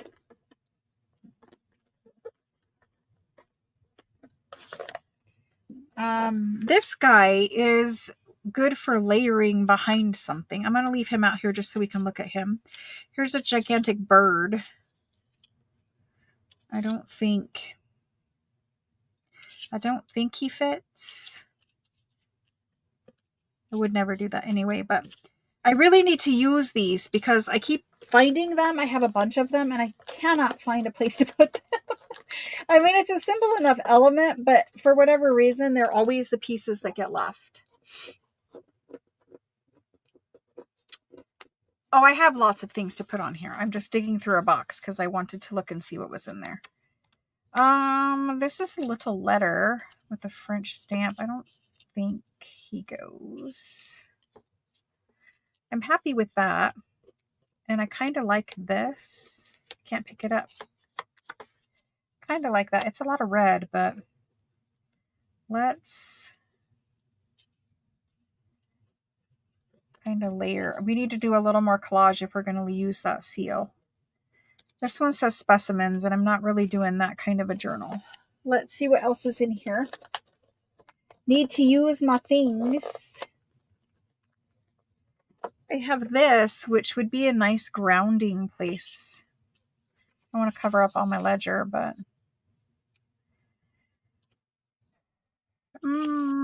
not so much. Trial and error. Okay. What else is in here quick? I've got a blue airmail letter. That's actually not bad. That's not bad. We could work with that. It's just a little Tim Holtz airmail letter. I mean, he would work. I'm thinking here, but he'll work. Let's see what else. You guys just wait and see what came in the mail the other day. Oh my gosh. Because I haven't been selling for 3 weeks, the ephemera is definitely backing up. It's definitely backing up. I don't know if I want to put something else on there, but I found it. So let's leave it there for a minute. I've got tons and tons of stuff that's just been sitting here now. this guy, he's too bold. These are more simple and sweet, not bold. A pair of stamps. I don't know, not finding exactly the thing, but mostly because I can't dig through this box. It's too full of things and it doesn't let me dig. I would love to use this in this journal though. We need to find a place to put that. Let's see. I have some tickets. Those are real tickets. Let's see what else is in here. Okay, I think we're good with digging. There is a lot more that I could pull, but I think we've got enough here to play with. So let's look. I mean, this is very like bold and airmail-y. Airmail-y, if that's a word. Maybe we don't need this there. Maybe we use a different label. These little tickets. Maybe just 2. I'm still trying to use this bird because he needs to get used. I think we might have to do postage stamp here. I like this one. It's coming together a little more. It kind of takes away from it. Maybe behind the flower. Let's try that. I did say my Crafty Mojo was in short supply. I did forewarn you. Okay. I think I'm happy with this and maybe like a little decoration up in this area. This guy, not sure on yet. This guy, I think we're good. I mean, I simply can do postage stamps, but it's not really what I'm looking for there. So let's get that worked on. I have these little number things. Let's see what's in here. There's like a stamped number. It's okay. It's not great. It's okay. Apparently my stomach is going to growl throughout this entire video. Apologies in advance. Let's see what's in the ephemera box. The little cluster making box. Labels. Labels. Real French stamps. What are these things? They've been in here forever and I don't know what they are. It's too small in scale, but it's really cute. Maybe I cut off the bottom part and figure out how to get it in here. Maybe it would be better on something else, but we should use these in this journal. He's off in the distance flying around. And this guy goes down here. I don't know. Let's see. I promise I will quit messing around here and we'll get to work on something. I'm just going to kind of unsquare him, if that's a word, round him.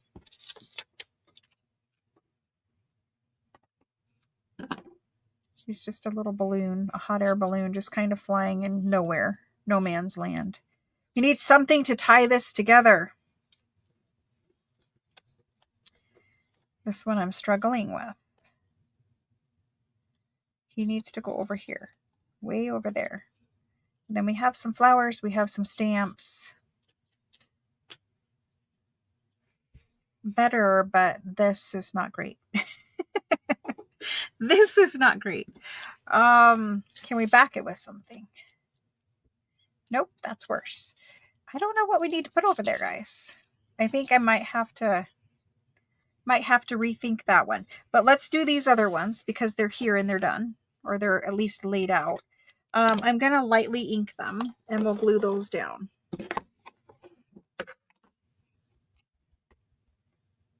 All right, so because I cut them out of that book, I'm just going to tap it and whatever gets inked, gets inked.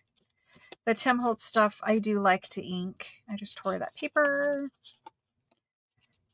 usually there's quite a bit of white card showing on his stuff. There's that one.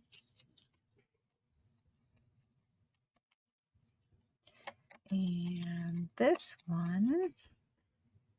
I'm going to ink these stamps, but I'm not going to worry about the balloon because I don't think it fits in there. But it needs to find a home somewhere in these journals. To decorate a tiny little tag. I think that would be cute. There's that. And this. And usually I'll ink the white part of it, but there is whiter music back there, so I'm going to leave it. I know I can put this clock on here, but I really was hoping to put that clock face in a CD envelope and put that in as a pocket, but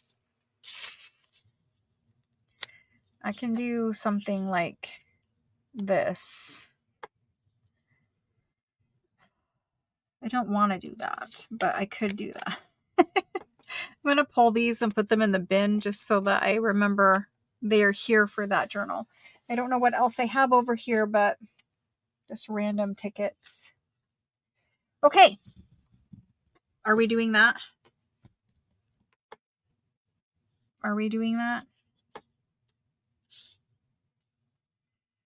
We could.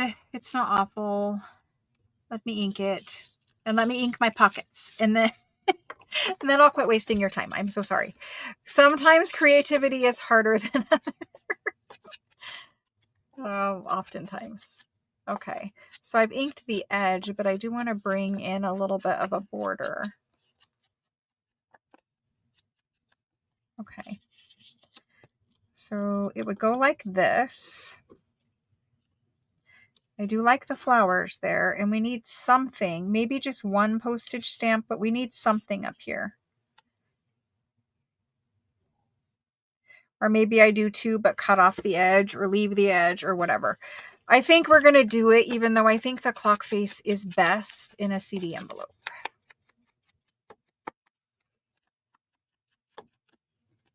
Okay, let's finally finish these 3 quick, easy pockets. An hour later. I know.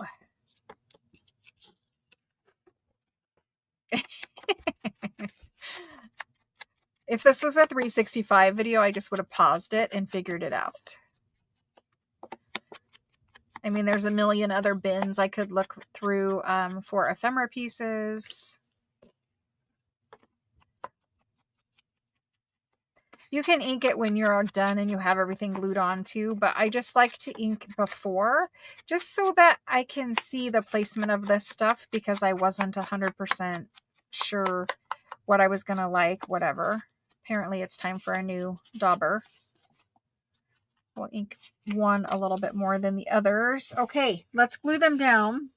All of this stuff can get put in the tray next to me because it's all stuff that could go in this journal.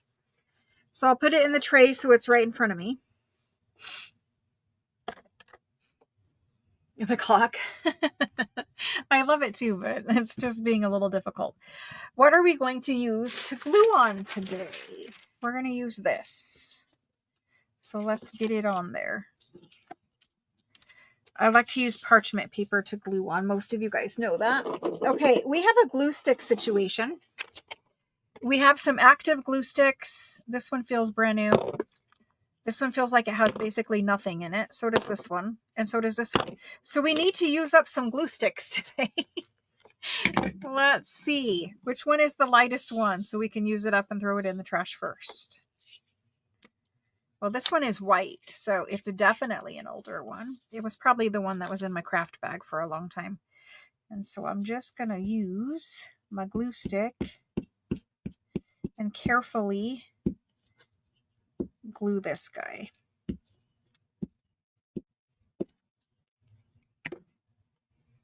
And he's going to go, I want to get some, I guess he's going where he's going. I want to get some of the green stuff at the bottom on there. But any higher and he would have stuck over the top. You could use art glitter glue to glue the Tim Holtz stuff on too. Usually I do, but we've got the glue stick, so we're going to use it. That's good. You could use a little stamp or something up there too. But for now, come here, you difficult one. This is a very old glue stick. If it's older and white, I have found that you need to use a little bit more. It's not quite as wet as the blue ones, and therefore I have had a harder time getting stuff to stick down or stay stuck. So there's that. It's about centered and straight. And it's cardstock, so it's a little bit, may have been better with art glitter. Okay, how are we doing out in chat world?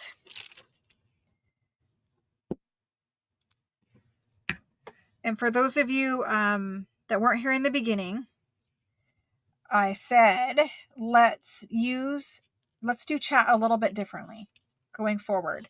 Let's use chat. You guys talk and have your conversations and have fun, whatever, with each other. But for questions, if it's a question that, you're asking me because, it's about an order or something like that, I just asked that you guys text me your questions. I'm just repeating myself from earlier. Text me your questions instead of asking them when we're live. It's just something between you and I. And I have found that we get off in a rabbit hole and it takes up our whole live sale time or our whole craft time. And we have to go back and forth and wait for answers. And it's becoming kind of a hassle. And I would rather do that, when I'm sat down ready to answer a bunch of questions. And also it doesn't, it's between you and I and the whole chat sitting there. And sometimes it's kind of concerning private information or like a past due invoice or whatever. And it's just really not the best conversation to have during live. So there's the first part of that. The second part is for questions during my live streams. I would like it if chat would let me answer, or the moderators who will eventually be in chat with me. So leave the answering to questions to me or moderators. And then if I know you guys are all friendly and you're trying to help and all that kind of stuff, but sometimes there are, kind of hangups with that, because sometimes it is something where we need to answer here on my side to get the correct information to the right person. And so basically, if you leave the questions to us, and then if you, sorry, there's a hair in my face. It's my own, but there's a hair in my face. It's stuck to me now. If you feel like, someone's asking a question and we're not, you're not seeing us answer it, whatever, you could, if you want to help out, just give them the text phone number and have them text me their question. If it's about something I'm doing, like right now I'm doing something here on the table, if it's about something I'm doing, something I'm selling, or, about what the live is about, then if you ask the question in all caps, I will most likely see it that way. This needed to go under there. But if I don't see it, just wait for me to pause and look up and read chat. And then I will catch your question there. I'll ask, does anyone have questions, that kind of thing. And then we can get it answered. Just a couple little changes to kind of help chat out. That way you guys can just watch and have fun and not feel like you have to do my job, which was answering the questions or whatever the case may be. There's just a couple little changes there. And again, I will have to repeat myself many, many times over the next few, probably months, before the information gets where it needs to go for everybody. So I've got to glue this flower back down and over that embellishment. And of course, the Tim Holtz one is thicker, so there is a little bit of a line, but it's okay. So there's that. I think they all could use a postage stamp. We have postage stamp here, so maybe something else down in that area. I'm not sure. It might be fun to put the clock hands through here and have the spinny clock hands. And you can do that even though it's a pocket, as long as you cover the brad that holds the spinny clock hands with some tape. So I might be putting clock hands on here just to kind of zhuzh up a little pocket that's maybe a little plain right now. I think the clock hands are a good idea. we will most likely be doing that. I don't know what pack of ephemera that clock face came from. If I did, I would tell you. Let's cut off our excess and get these 3 done. And it took me, I don't know how many hours to do 3 pockets, but we did a lot of other things as well. And we talked about a lot of different topics. Okay, so there's that. 3 pockets basically done. Let's add some postage stamps quick. Where is my postage stamp book? Somebody was asking why I never put sayings or fill this in with a stamp or something like that. And I did answer then, but I've gotten the question again a couple times. So the reason why I don't add quotes or sayings or whatever to my journals in general, sometimes I do, sometimes I don't. But the reason why I don't most of the time is because I like to leave something like that that's so personal up to the person who buys the journal, because I figure, you know, maybe they have different taste, or maybe they don't like a certain saying or an author, or maybe they want their journal to be not in English. So if I put a saying in that's in English or French or whatever, maybe they won't like that. So I leave mine very vanilla, as much vanilla as I can, so that it's plain, it's simple, and they can do what they want from vanilla. What vanilla means is like a blank canvas, even though it's not a blank canvas. Okay, so I have this one. I'm not sure if it's going to go on that or this. I think it's going here. So let's use that one there. I don't think I want red on this one. I don't know why. I feel like we have a lot of reddish things. Let's see what else we have. This is the Tim Holtz stamp book. He has them organized by color, which is very helpful.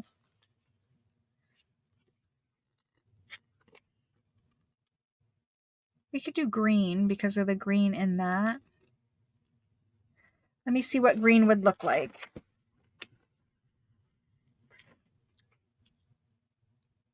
I don't love it. I don't love the green. Not up here anyway. I'm going to leave it, but I'm not sure what else we're going to do. We need to do a little more collaging on that one. There's darker green. There's blue. We already have stamps on the middle one, so I think we're good on stamps. I mean, there's black, but we want a black one. It blends in too much. I like how you can take these out and put these back. So you can try them and replace them. And then he has some plain ones that you can stamp on yourself. Okay, there's that. Very rarely will I do things out of this. It's just a couple words, and usually it's something that they could cover up. But like big sayings or stamps with sayings, like an ink stamp that you would stamp on a coffee dyed paper or something, I tend to stay away from it, because one little thing like that, you know, if somebody doesn't like it, then that means they're not buying this journal. So I kind of try to keep it where it appeals to everybody, kind of a thing. I'm looking for something else to play with here. Not finding a whole lot. I mean, I have a million things, but the problem is I probably have too many things. Let's get this guy glued on. I think he's going to go on there. And I already need a new dauber, so we might as well chew this one up. These little stamps, they're very thick sticker paper, and they do chew up your inker quite a bit. I need art glitter for these. You can use glue stick, but I have found art glitter works better. They have a sticker backing on them, but I don't trust it. I don't trust it for all of eternity. Where do I want that? I want to see some of the lines in the ledger paper. We can't have you be crooked. So, so straighten up. Okay, I think we're good there. He kind of blends in, but it's all right. Like, it's okay.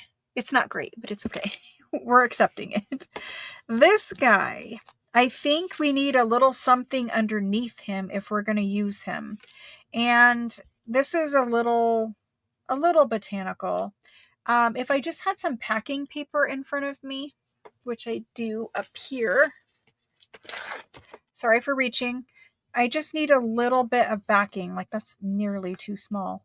but I need a little bit of backing for him. I don't want that straight edge. Just the smallest piece of paper. We're going to fit him on there. I'm going to glue him and ink him. And we're just basically making him stand out from that dark blue background by adding something else behind him.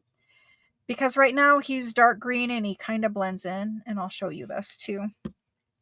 If I put him on here, he kind of blends in, right? It's a dark blue with a dark green stamp. And while the green is the same as this green, he would blend in too much, right? He's very hard to find. Plus it's kind of like this is floating, this is floating, this is floating. But if you put him on something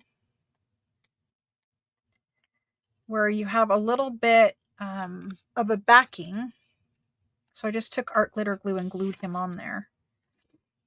And then we're just going to tear off the bottom. And I want a little more paper sticking out. So I'm just going to make it a little bit wider when I glue him on there. So I have it torn out like this, and there's not much sticking out on the sides. So I'm going to cheat and make a little bit more show. Something like that. That's all good. Losing that corner, losing that corner, losing a little bit off the top. And now when I stick this down on here, he sticks out. You can see him. He's different, right? And plus he's not just floating out there in no man's land. It's not the best, idea or whatever, but that's the reason why I was doing it. And I'm going to glue it where some of the little paper bits are just going to be loose so that it looks like it was just torn off of an envelope and stuck here. And that brown paper is kind of part of the envelope. So there's that. We can consider these two done, although I will probably add something else right across the bottom of this label to kind of get rid of this line that's there. We do have those other little, these. And I think we can do that. And that makes me happy. So let's do that quick. And it's just because we've got quite a line, the bottom of this label and this piece of ledger paper where the line is going right through here. We've got quite a bit of line there. So look at that way. And then if you just add a little element, it breaks up that line. Obviously he will be on there straight, but it breaks up that line a little bit because now your eye, when you're looking at it, it sees this down here, the bottom line down here. It's just a little something that changes it up. It's not really that big of a deal, but that's my thinking on it. And this guy, he's going over a couple things, so he needs a little bit of glue. And I'm going to leave it where I can see the red line. Don't want to cover it up. We're straight enough. And I think I'm relatively happy with those. This one may be something, but I think I'm relatively happy with those. Can live with them. When you reinforce a page, do you put the tape on both sides? You can. I base it off of, does it really, really need reinforced? Is it super fragile? If it's, the more fragile it is, put two pieces, one on one side, one on the other. If it's pretty sturdy, but you just are reinforcing just in case, I usually just use one piece of tape. Okay, so I think we're considering these three done. I've wasted enough time on them. This little piece of paper is coming up. What other question? Do you sew or glue laminated pockets? To glue them on a page, you can sew them. If it's a thicker piece of laminate and it's clear, I would sew it on. If it's not clear, like it's got paper around it or something like that where you could glue, because if you need to think about, is your glue going to show, right? If your glue is going to show, then by all means sew it onto your page. If your glue isn't going to show because you have paper or something covering where you can add glue, use glue if you want to. I don't know. It's really basically personal choice on that. Again, the only thing I would consider is my glue going to show? It might depend on how thick your paper is. My eyes are terrible. How thick your paper is, or, you know, how thick the pocket is that you're trying to get on the page. There's a couple things to consider, but am I answering your question? I would sew it if it's just a plastic laminated pocket. If it has paper or something like that, like the 3 I have, I'm going to glue them on because I've already sewn around the pockets. Where did these guys come from? I don't know. Okay, so that's the 3 of those. Let's look at the journal and see about making a bigger pocket somewhere or putting these pockets in. Let's just glue some pockets in. We need to do it. So we have these and we have those ones over there, and we're done with this mess. So there's quite a bit of glue that needs put back in here. Okay, what other questions? What other questions? Now's the time.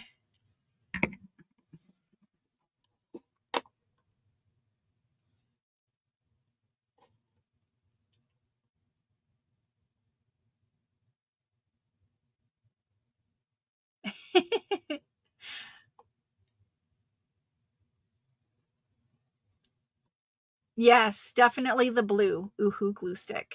I'm reading backwards. Any questions? Any questions? Any questions? You used to glue, it dried clear. Well, you could also use like clear tape depending, you know, the scrapbooking adhesive tape that's clear. You could also use that if you didn't want to sew or glue. You could use tape as long as it was a permanent, super sticky, you know, good quality tape. You could tape down the edge with the tape runner and put a pocket in. It depends, like what you're going to stick in it, that kind of thing. All right, so we just need to find what we want in this journal and place it. So let's look at our pile of things for pages and let's start placing them. And I like to keep them all because while I want one of these in the journal, I don't know which one until I find the page it needs to go on, because maybe one looks better than the other one does on that page. So that's why I have all of it here instead of just one of everything. We're going to start with the things that are the most difficult to place. So what do we have here? We need to find a home for these, and I need to pick out which one of these I want in this journal.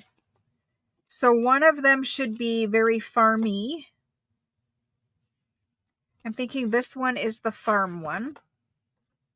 So that one we'll put back over here. That's the farm one. And one of these two is, you know, is more elegant. I don't need 80 glue sticks, but they're here. So one of these is more elegant. Let's figure out where we would like to put this. And as I'm flipping through here, if I find a page where I want like a belly band or a pocket or whatever, we're going to put it on there. This is a great little place to use as a tuck and clip something in there. This has a pocket already. When you're sticking something, these came out very heavy. At least mine did. You know, I used 28-pound paper a lot of times in here, plus some cardstock and envelopes. So these came out very heavy. They need to go on a very sturdy page. So basically one of my printed digitals or coffee dyed paper if I absolutely had to. But like it could go there. I don't really love it there, but it could go there. Obviously, I don't want to cover up people. I mean, it would be interfered with if I put it here. You got to find the right place for things. Like this is a pretty good spot. It's just got some pattern in the background. Let's keep looking. Something is going on this page. It's too plain the way it is, so something is going on it. I know there's blue paper inside of here, so I'm probably not going to put it on blue. This one, it's an option for something. Something will go there. Oh, we do have the bag. I forgot. So this is where a big 5x8 journal card can go. We have this, but I don't think I want to cover the whole thing up with flowers, and the flowers compete with themselves. So I don't want to really cover that up. Could put it on the back of the bag. The bag is kind of thin, but I could put it on the back of the bag. I don't want to cover up the Eiffel, although it does look nice there. So something might go there. Obviously, I don't want to stick it same. Could go back, but that page is a little bit too short. Don't want to do same.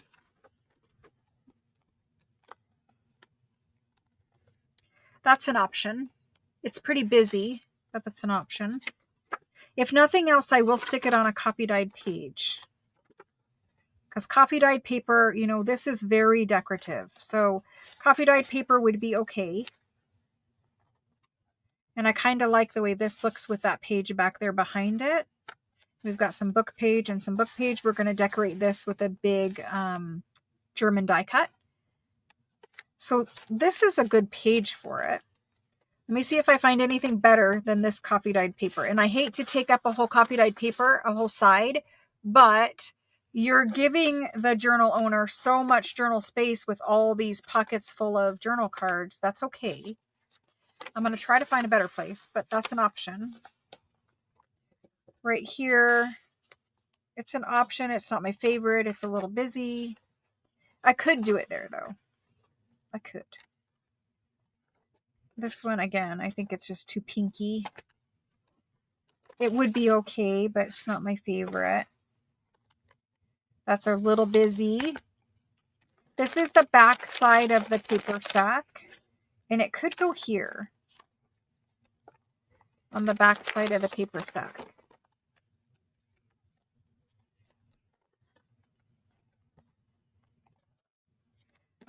I like it there, but I think I might like it on the coffee dyed better.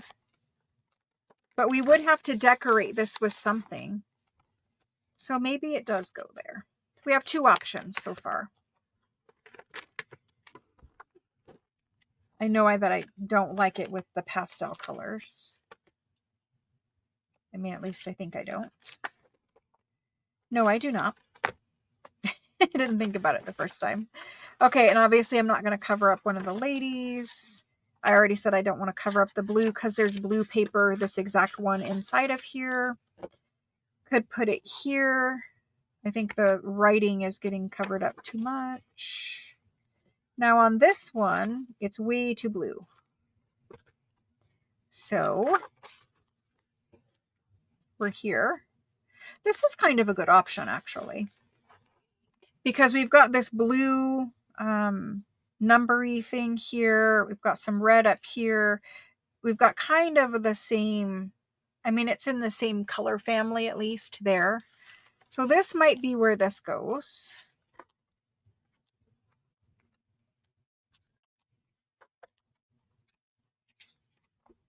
It's kind of busy, but I do kind of like it there. What's on the back side? The bird. Could put it down at the bottom and still see the bird. It doesn't have to go in the middle of the page, but I think we're going to stick it here. We are. It could also go in the back and just open outward everywhere. I mean, this really can go anywhere, and I kind of like it right there. When you stick it on, you have, if you put it at the bottom of a page, you have the option of making it a pocket back here. So it can be a pocket back here and then flip open. It makes getting to this one a little bit difficult, being back there. It's not impossible.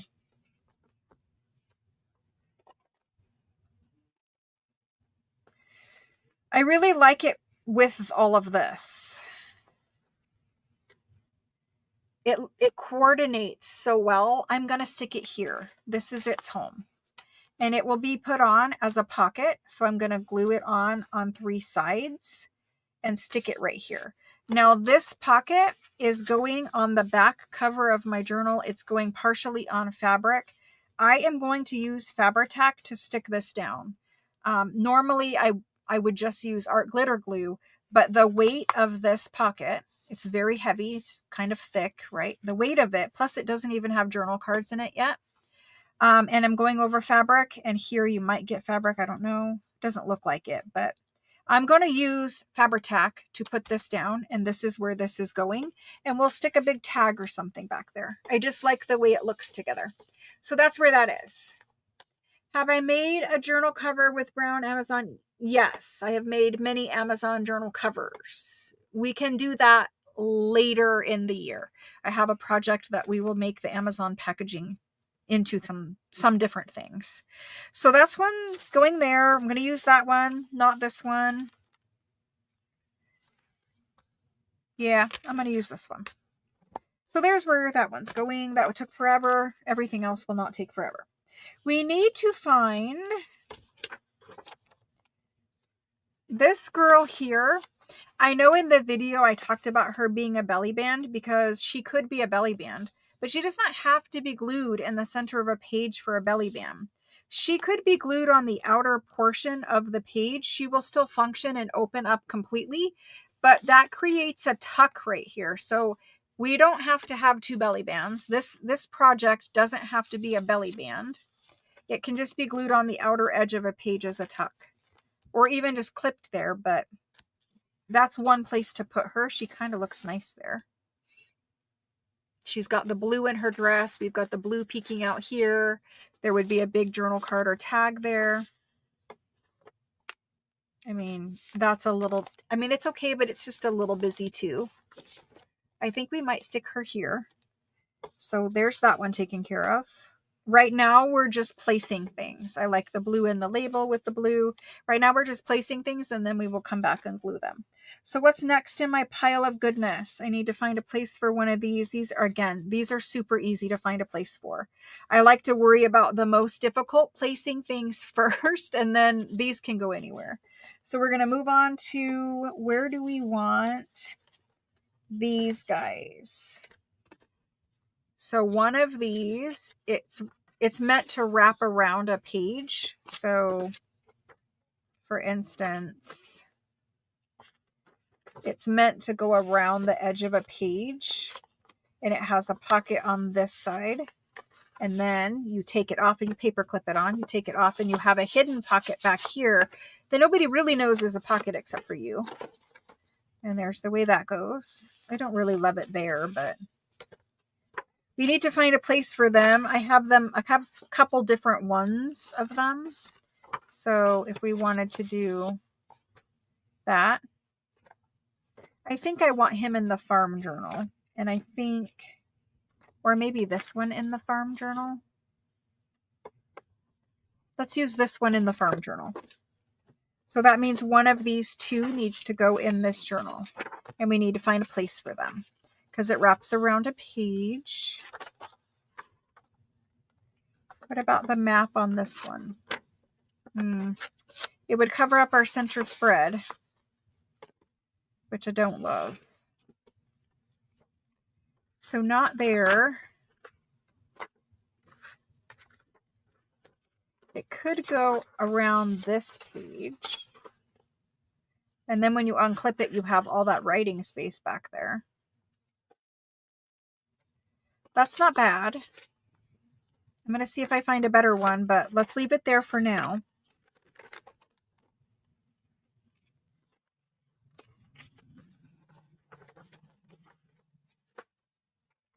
What about, like, I like it there, but what about this?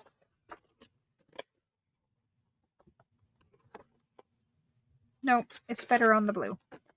Okay, we'll leave it on the blue. This is the fussiest part because once you glue these in, you're stuck. So you better find a good place for your ephemera. You spent all the time making it and you want to be, you know, you want it to be somewhere where you're happy. You're happy with it. That's kind of nice. Still think it's better on the blue. Don't want to cover up the ladies on that one, and we're at the front. So for this part of the journal, the front half, it only can go on the blue. I don't think there's any other place. I mean, it could wrap around that, but I want to cut that open as a pocket probably.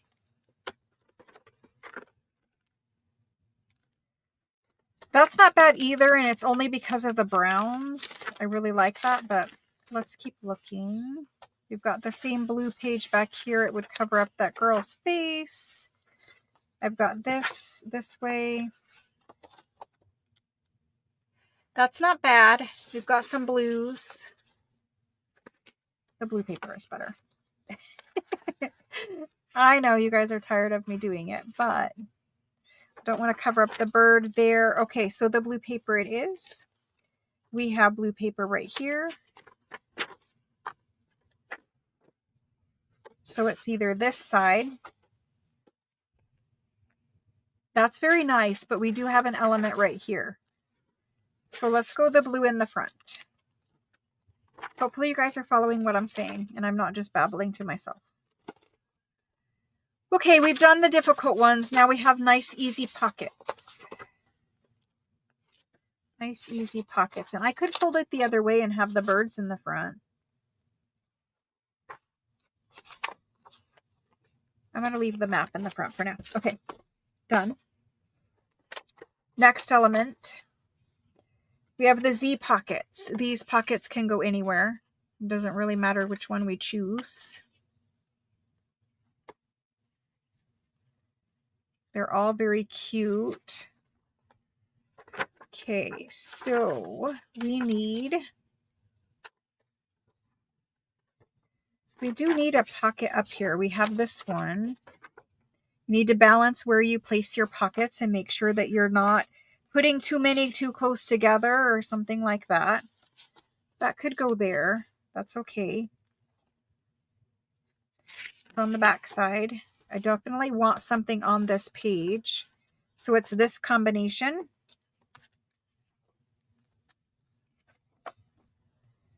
This combination. Just got denied. and this combination.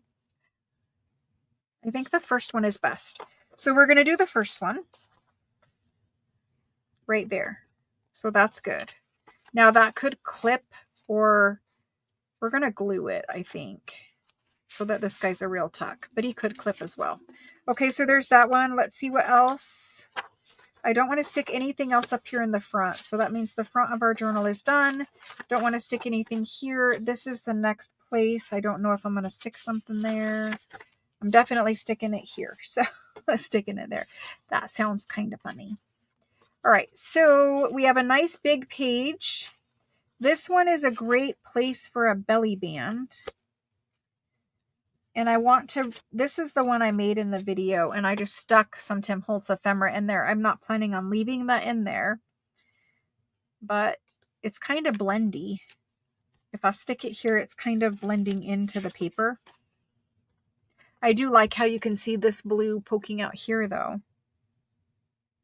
But it does blend into the page quite a bit. So I think we're going to find a different thing for this page. We've got some big, bold pattern. That one's actually not bad there. He clips on. He's not bad. This page is in this journal, so I think I would go with this one. Let's see what else we have. We have these pockets. I like the contrast. We're getting the red and the blue on the page. So there is that set. That set's kind of nice because you've got these two colors playing off each other. And this one is a no for this one because it's just got a different color of red. So no on that one. I'm going to go with this one. That's going to go on that page. Moving forward, I've got this page. How many elements do we have placed so far in this half of the signature? We have 1, We have 2, just 2. This is 3. Okay, so we have a place to put something here.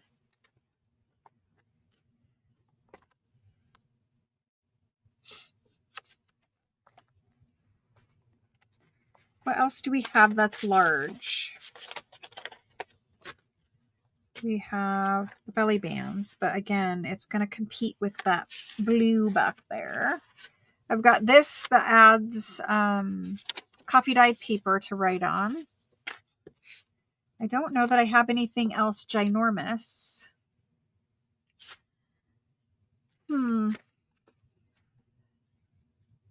Just a little library pocket. That's too blue.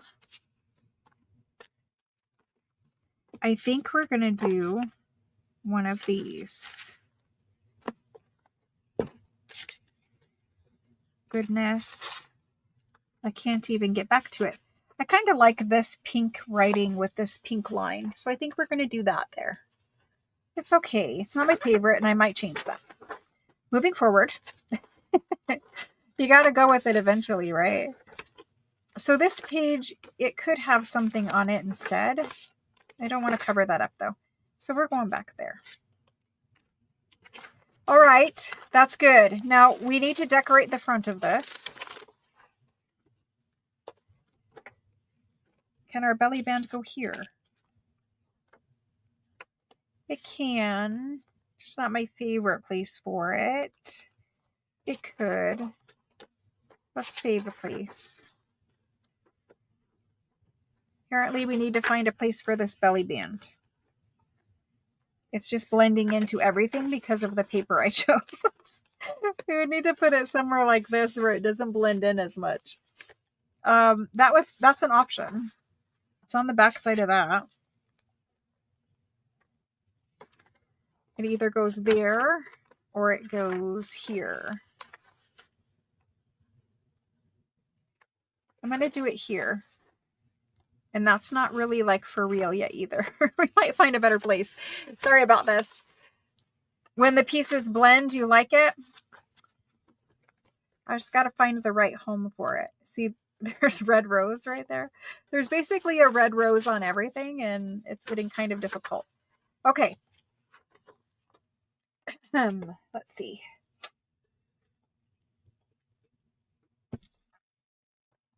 We could stick it on this.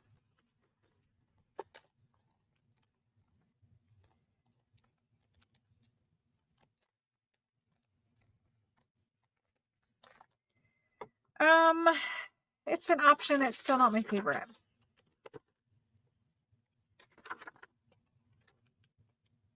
I will find him a good home. He could go there. I mean, it's not super blendy. I'm struggling a little bit with him. And obviously I don't want to stick it there. I mean, that would definitely blend. Again, I've got the red already there. That hurts my face. Again, it's just, I've got way too much red. I can't do it. Don't want to cover my bird up. I mean, you could stick him on coffee dyed, and this would be a good place for him on coffee dyed. I don't really want to cover coffee dyed, but I would. All right.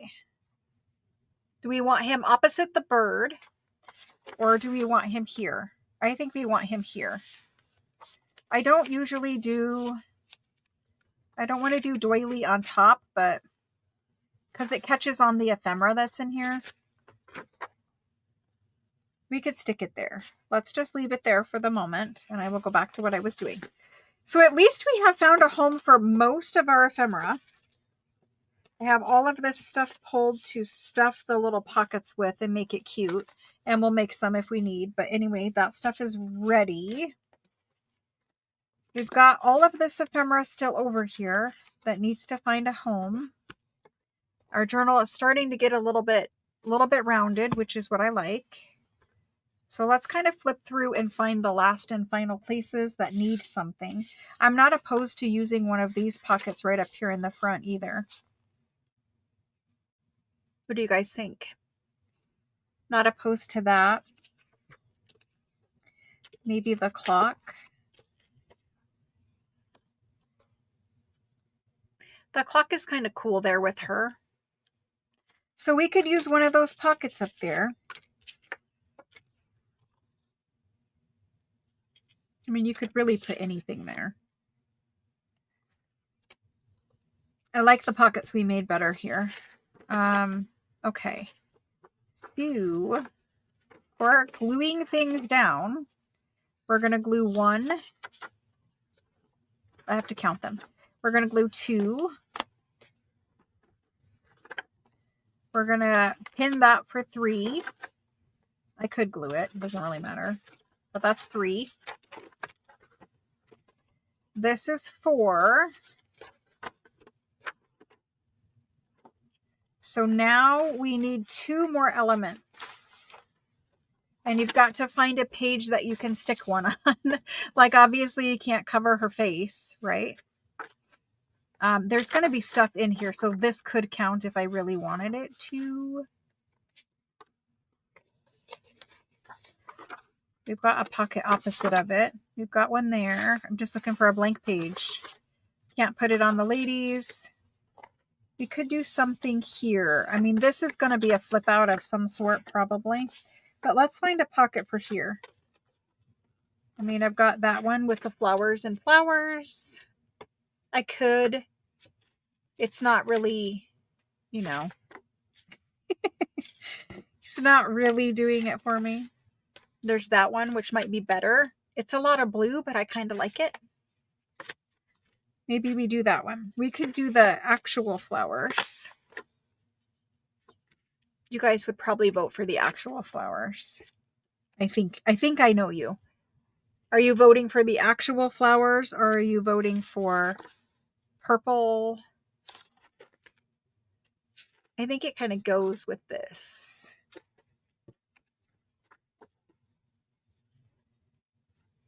So do you want blendy with the coffee dye colors or do you want this?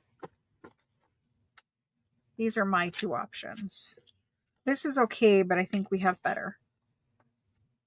I like them both. I don't think there's a right or a wrong. Voting is required. A or B. B is pretty blendy. In all honesty, he blends in quite a bit. A or B?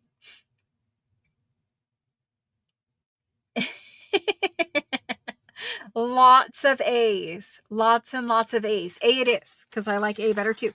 Okay, A it is. So there's that one. Oh, we have this here though. I don't really care. I said I wasn't going to do it. I never ever do it, but I am going to do it. It makes me happy. So there's that. Now we have this on the back side of that, but I could do that as a pocket. I could do this as a pocket. I don't really want to glue things back to back, but I do need to find some more pockets in here. I don't really want to cover that up. We could do a pocket down here. You guys want that one there? Do you want this one here for color? Maybe we want that one there for color. I think we do. I like this brown with this brown. I'm voting for it. Okay. This is the last spot, and I know we have 6 in here now, but this is the last spot that I was thinking of sticking something. We do have something right next to it. I think we're going to leave that as a page. Okay, so the front half is done. Now we're going to do the back half. Maybe I can get that to stay in there.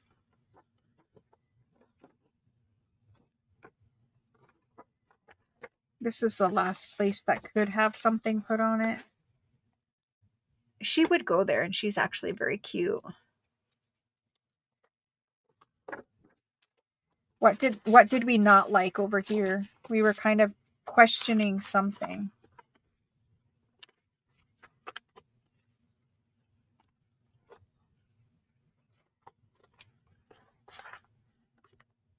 No, I'm happy.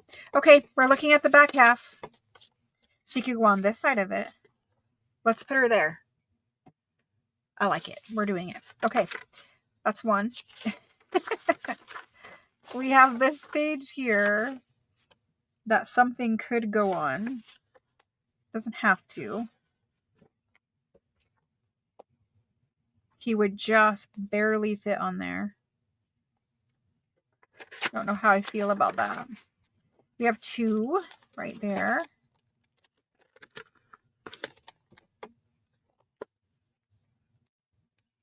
That's kind of nice.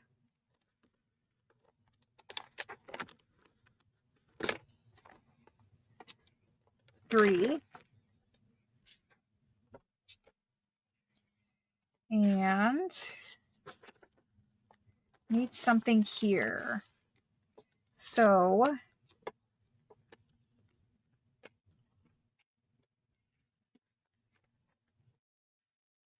we've used a lot of these small little pockets though, right in a row. And I would like to use something different.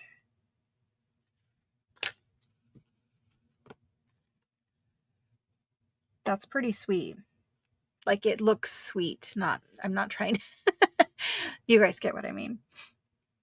I think I like that on there. And it's different. It's something different. The other things I have for this page wrap around it. And we do have the ability to wrap something on this page. So let's just look at that for one moment. We've got these wrap around little folios. That's not bad there. And it's got all the little pages and pockets. And I kind of like the pink that's in this one with the pink on the page. You're not really covering up the page. It's just wrapping around it. And then we're obviously going to decorate that. The only other ones we have writing on them. And writing isn't bad, but I do like the pink on this one here. This was here and it's probably supposed to go in something. Maybe it's supposed to go in there. I don't know. This one kind of has pink in it. This one definitely does not have pink in it. And it has that same map that I already put in here. And this is the one for the farm one. So this one's going here. I have decided that's going there. And those are done. So I don't know what this was, number 4 or something. 3 or 4, I don't remember. I think it's 4. And we're here.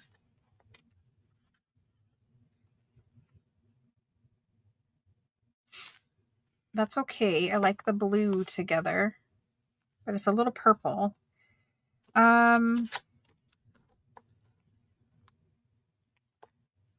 It's cute, but no more pink in this one. And this is very blue. Do we want that one in here? Is it too blue? Maybe it's too blue. I'm not sure. You've got this little bird. He's kind of nice there. Let's do that for 5. And now we're to this page. I kind of like it, but I also kind of hate it.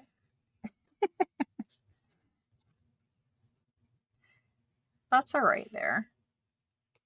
Kind of play off the blue over here to the blue over here. What do you guys think? What do you think? I was trying not to cover up my handwriting right there, and I don't want to stick it here. I don't want to stick it dead on the page because I want it to be a tuck. We could do that. Ooh, I think it might be better here though. I really like the blue and blue together.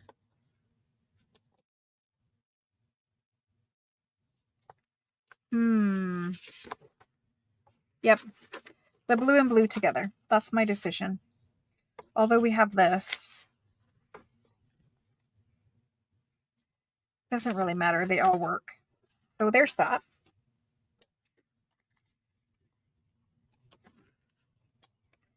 Or do you like that? And only because this back here is kind of pinky. I don't know. Let's see what else is back here, because this page, one side of this page needs something. Let's see what else is back here that also needs covered up or done something too. This one does. Do you want it there? I want it next to the botanical. I would prefer anyway. This one doesn't really, like, maybe that needs to go there. And maybe we stick this one right here. I know it's a lot right now, but you're going to have a big tag or something back there. So I think that kind of does it. We have too many pockets and stuff back here, but I think it kind of does it. I'm going to count elements real quick, and then we're going to quickly glue these down. I have a lot more that we could add, and this just fell out of somewhere. I think it was there. So we're going to start. If I put all of my pockets in, and don't freak out, but I'm just trying to show you, because lots of you guys are making this journal with me, and I'm just trying to show you. So after I get my pockets in, you know, you kind of start to worry about the thickness. But after I glue my pockets in and I let them fully dry, like I'm not going to rubber band this right now tonight. I'm going to rubber band it in the morning. So I'm going to glue all my pockets in where we place them. I'm going to glue everything on the pages. I'm going to let it all dry overnight. And then in the morning, I'm going to come in here and I'm going to put rubber bands on the whole journal, wrapping them around to kind of squish this down. And what it does is it just flattens everything so that your journal doesn't get super bulky. And that's just the first step. We're going to fill the pockets and we're going to start embellishing all the pages with clusters and fabric clusters, lace clusters, whatever. We're going to put lace down the edges. I still have cover to decorate. We have plenty more to do. How many of you, the blue on the blue looks gorgeous. I like the blue on the blue too, but how many of you would like me to go ahead and stay and glue these pockets in? Because I kind of want to. I want to get them glued in. I think we're just going to do it. And those of you that want to, because we're going to run out of time. We have about 14 minutes left. But I think I'm just going to go ahead and glue the stuff in because you guys are here. And it feels good to have the pockets glued in at least. We still have decorating to do and all that kind of stuff. But it's looking kind of good. Stay. I'm going to stay. I'm going to decide on this as we get a little bit more further in. Yeah, like definitely this one or the other one. And I think it's a hard decision for me. I'm tempted to go with this one. But I also thought maybe, honestly, I don't care. It doesn't matter. We're going to leave that for a moment. We're going to work on these. I'm going to glue this one in last so I can leave my book folded over and really let that Fabri-Tac, because Fabri-Tac is very wet glue and it tends to squish out. So when I glue this in, I'm going to put the book weight on and let that glue where nothing is touching it. Because if I glue it in first and we start working, it's probably going to seep out and stick to the page. So that's that. We're going to start gluing from the front back. And obviously you guys don't need to sit here and watch me glue because you understand how to glue things. But, you know, for those of you who want to sit here with me, we're going to do it. I did not bring the book weight in here, which would have been nice. But this is a Z pocket. We're going to glue it to the right side corner of the page, leaving a little slim border around it. And we're just going to glue down this side and down that side and make it a tuck. And that big red tag is going to tuck back there.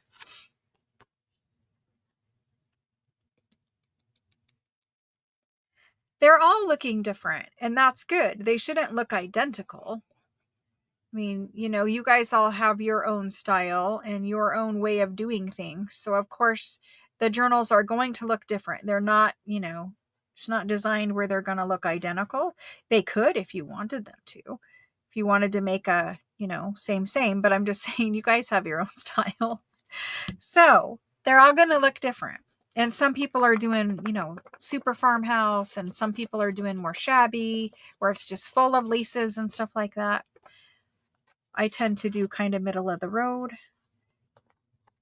It's a little bit harder to put pockets in when it's fluffy. And I'm just making sure that the edge is lined up. And I've got border showing all the way around.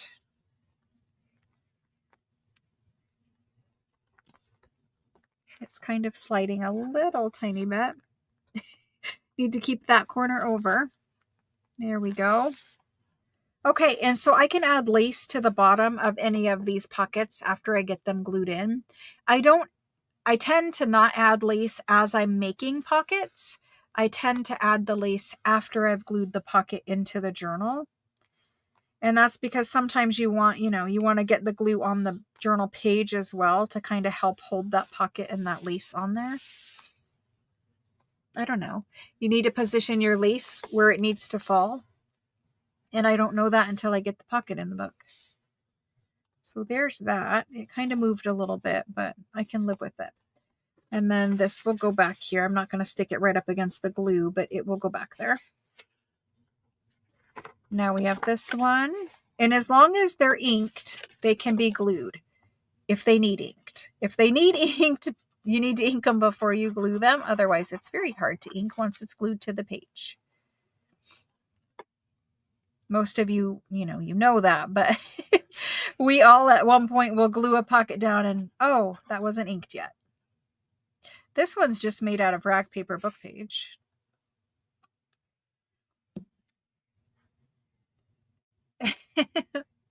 Yes, definitely. Post what you make in the Facebook group. There's a challenge going on right now. And even, you know, you can post one post per day, but even one post, you know, because the challenge goes the whole month. So post one time and you get an entry to win the $50 gift card. But only one winner is chosen. The more times you post, the more entries you get. But still, one person who posts one time has a chance to win it. So don't feel like you have to post every day, I guess is the thing. You can post as often or as little as you would like. But every time you post, you'll get an entry. We've been doing this kind of challenge for a while. You guys seem to like it. I like it. I think it's interesting to see what everybody makes. So this one needs a lot of decorating. And I'm putting a lot of tucks, you know, a lot of these in as tucks. You could make them straight pockets too. It doesn't really matter. Like glue it flat onto a page. Glue it so that it's glued on 3 sides and makes a pocket. I'm just giving people the option for tucks. I like the fact that you have some places to put big ephemera. And I thought we didn't have enough, but we do because I forgot we stuck a paper bag in here.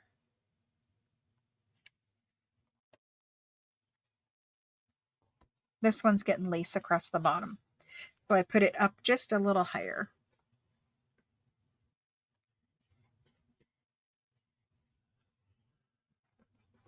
And there's that one. Now, if you are using like super wet glue, you might need to stick plastic bags like from packaging in between your pages so your pages don't stick together.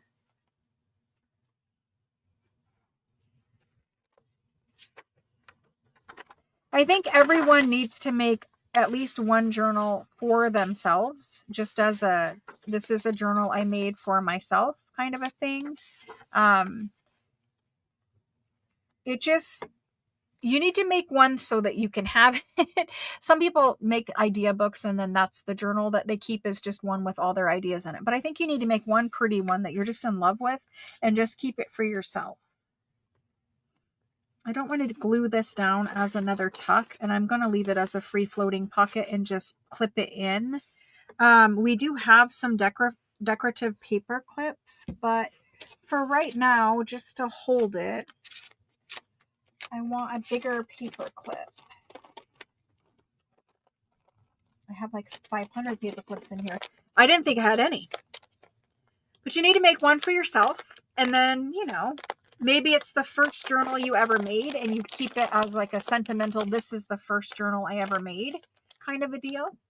But keep one for yourself so that you have, you know, when somebody asks what you do, you have a journal to show them.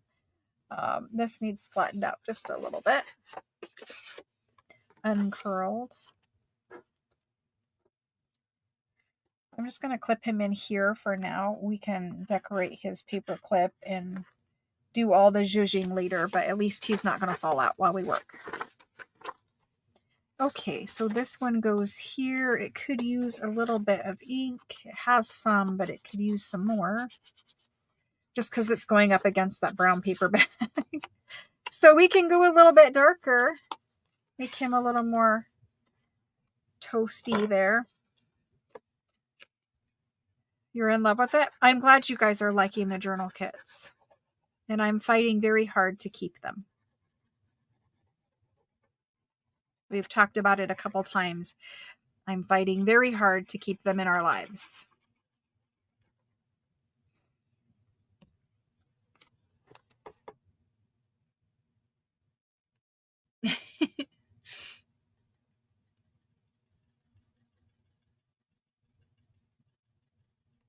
Thank you guys for watching. I don't know if you're thanking me, Ellen, or you're thanking someone in chat because I haven't been able to read the whole entire chat.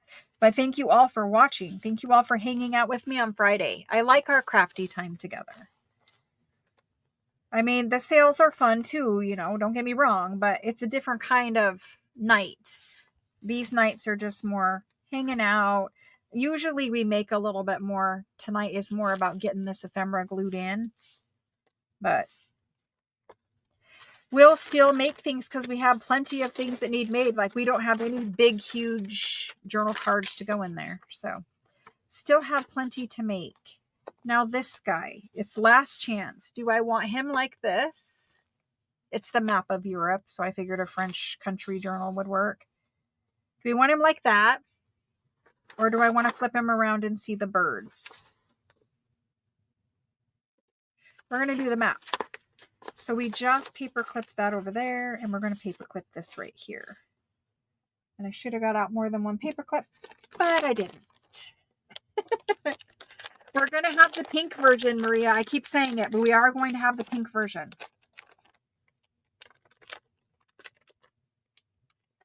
The pink version is the most shabby chic journal you guys will probably ever see me make, because the super frilly, lacy, shabby is not who I am. I can make it and I like it, but I don't want to do it every time. It's not my kind of look.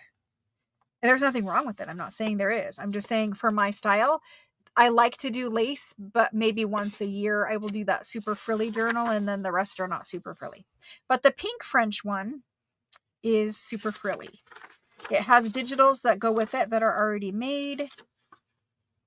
It's coming. Okay, she's inked around. She looks lovely. We're going to stick her there. She'll have some beautiful tag or something in her.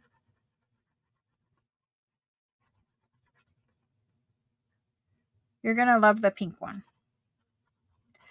And Maria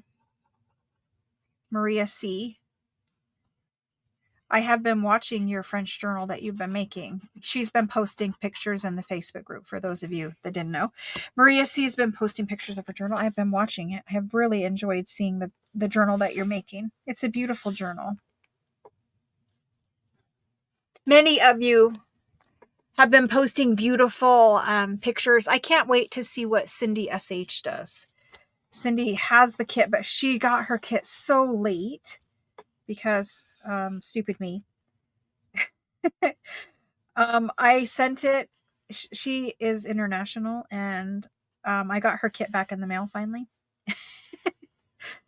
I put her UPS kit in USPS, and they returned it to me, thankfully. But anyway, so she got her kit super late, and I'm waiting for her to see what she's doing with it. She always makes beautiful journals also. You all make beautiful journals, but very few of you post and show me. Okay, so now it's time to decide. Do we want to glue this here? Or do we want to paper clip it here? If we glue it, you've got to make it so you can take out that paper clip to unfold it. Maybe we just slide it over the page and just clip it in there.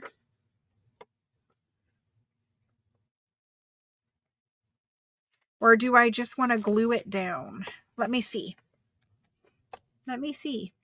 I see so many beautiful pictures of the journals. Like, I make the kit and you guys get the kit and everybody does something different with it. And for me, that is so fun to see all of the things that you guys are doing. Okay, so just this back part will glue and then it would fold out for a whole page of journal space. And we would just clip it and it would be a tuck. I'm going to glue it. I've made the decision to try to glue it. There is a pocket on the other side though. We're going to clip it after all of that. I'm going to glue the pocket on the other side, and I don't want to glue two things to one page because that page will get super heavy and they might want to move that. So let's just glue this one on. I have some strings I've left. I don't want to get those in the glue. Let's glue that guy. Not with the top on. We have to take the top off. I'm excited to do all of the journals that I have planned, but time. If there was just, unlimited energy, I would be good. I have been running out of energy and getting very tired. I just need more energy. And I'm already cheating and drinking coffee, and I shouldn't be. Strings out of my glue.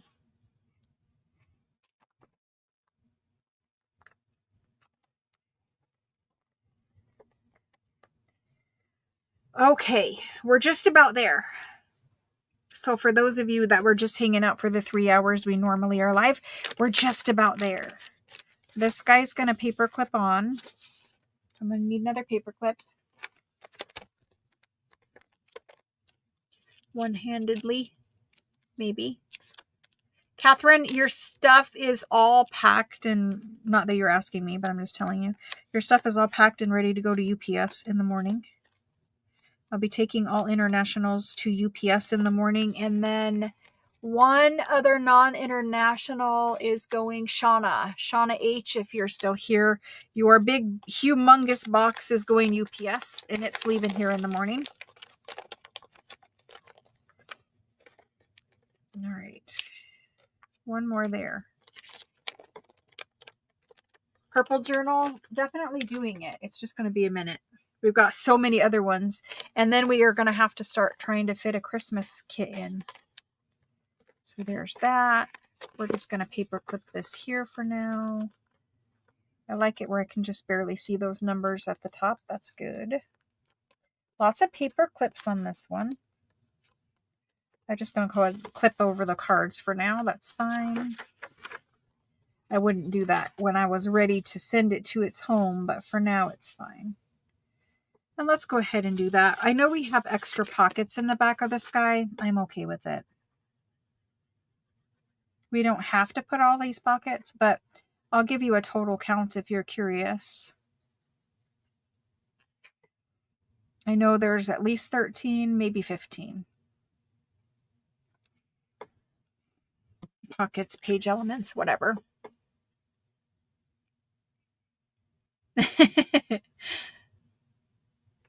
Yep. Those grandkids are well worth spending time with, though, I'm sure. We're a little bit round here.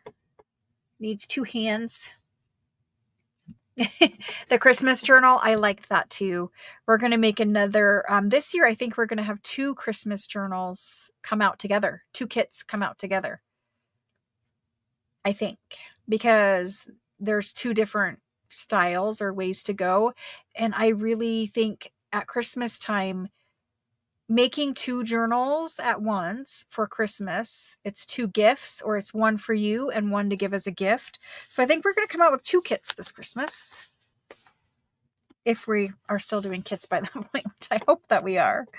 But the plan is 2 this year. Okay, so I think we're pretty good there. And now we've got this one.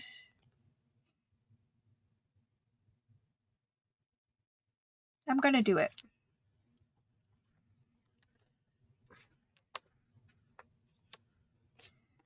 Let me hold for this one for just 1 second. What's next? This guy here. And again, this could just paper clip in, but we've got a lot of paper clips. You could glue it more over and have it be there. I like it here with the tuck this way.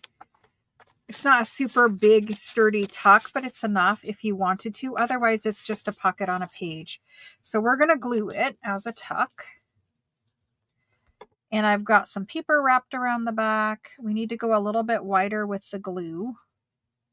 It's a kind of heavy pocket. So just a little bit wider gives you a little more surface area to make contact with your journal page. And you don't need it all the way at the bottom anyway, so I made my glue wide. And hopefully I don't move it too much. I am kind of moving it. Don't want to move it, but I've got to move it now. Oh my gosh. There we go. And I don't want my ephemera glued. Okay, there's that one. And I'm going to do a count before I put this one in. Because I wasn't sure on it. I like it, but it doesn't have to go there. We'll see. Belly band time. Definitely need to put a belly band. Yep, exactly. Belly band in here. We don't need to write on it. We just need to glue it. Belly bands are also good places to use your Fabri-Tac, because Fabri-Tac, it is a little bit stronger, and the only reason why I will say that is because it goes on thicker. Excuse me.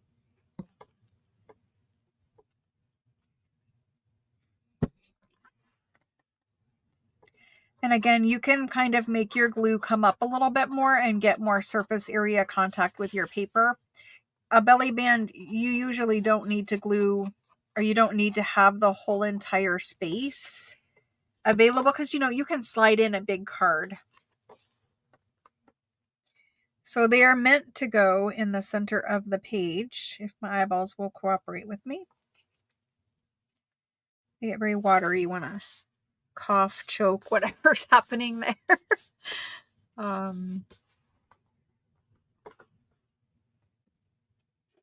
Yeah, 2 kits. And you could even buy a kit and make one for yourself and then give the whole kit as a gift, so someone can make the journal with you, or they could just, you know, get the kit at Christmas and actually make the journal themselves.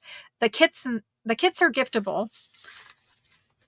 And then there'll be 2 journals made during that time. Okay, there's our belly band. And I think we're to the end, except for this, which will get Fabri-Tac. So we need to count. We need to do a quick count.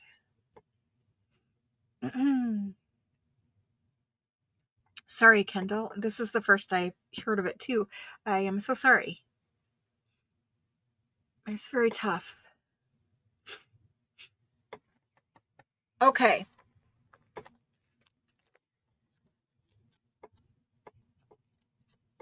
All right. So we need to count page elements just to make sure we're all good here.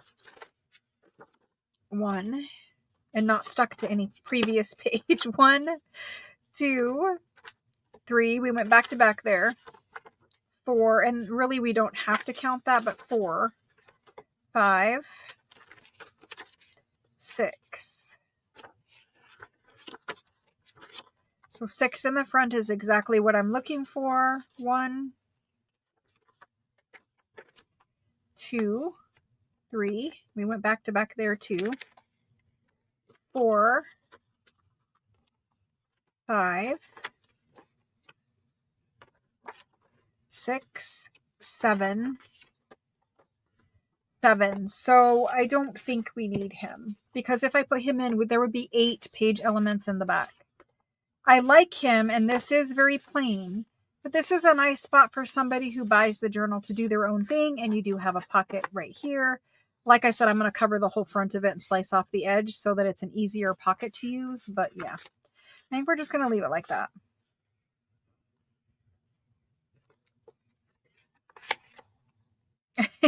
Sometimes when I make a pocket, I instantly can put it to the side and use it as a side pocket. I don't think I'll do it with the butterfly, but you could do it with something else. I mean, if it was bigger, it would just be a nice pocket right there. All right, so I think we're good. I think we got them all in except for this back one, and obviously I'll do one in the front. The journal is feeling nice and thick and heavy. It's kind of a heavier signature than what I'm used to. I think I have a little bit more cardstock and a little bit more, you know, like there's 2 thick Tim Holtz cardstocks in here, at least. So I think we've got plenty of pockets, and we're going to leave it there for pockets. Next time we'll fill it. We'll fill it with ephemera.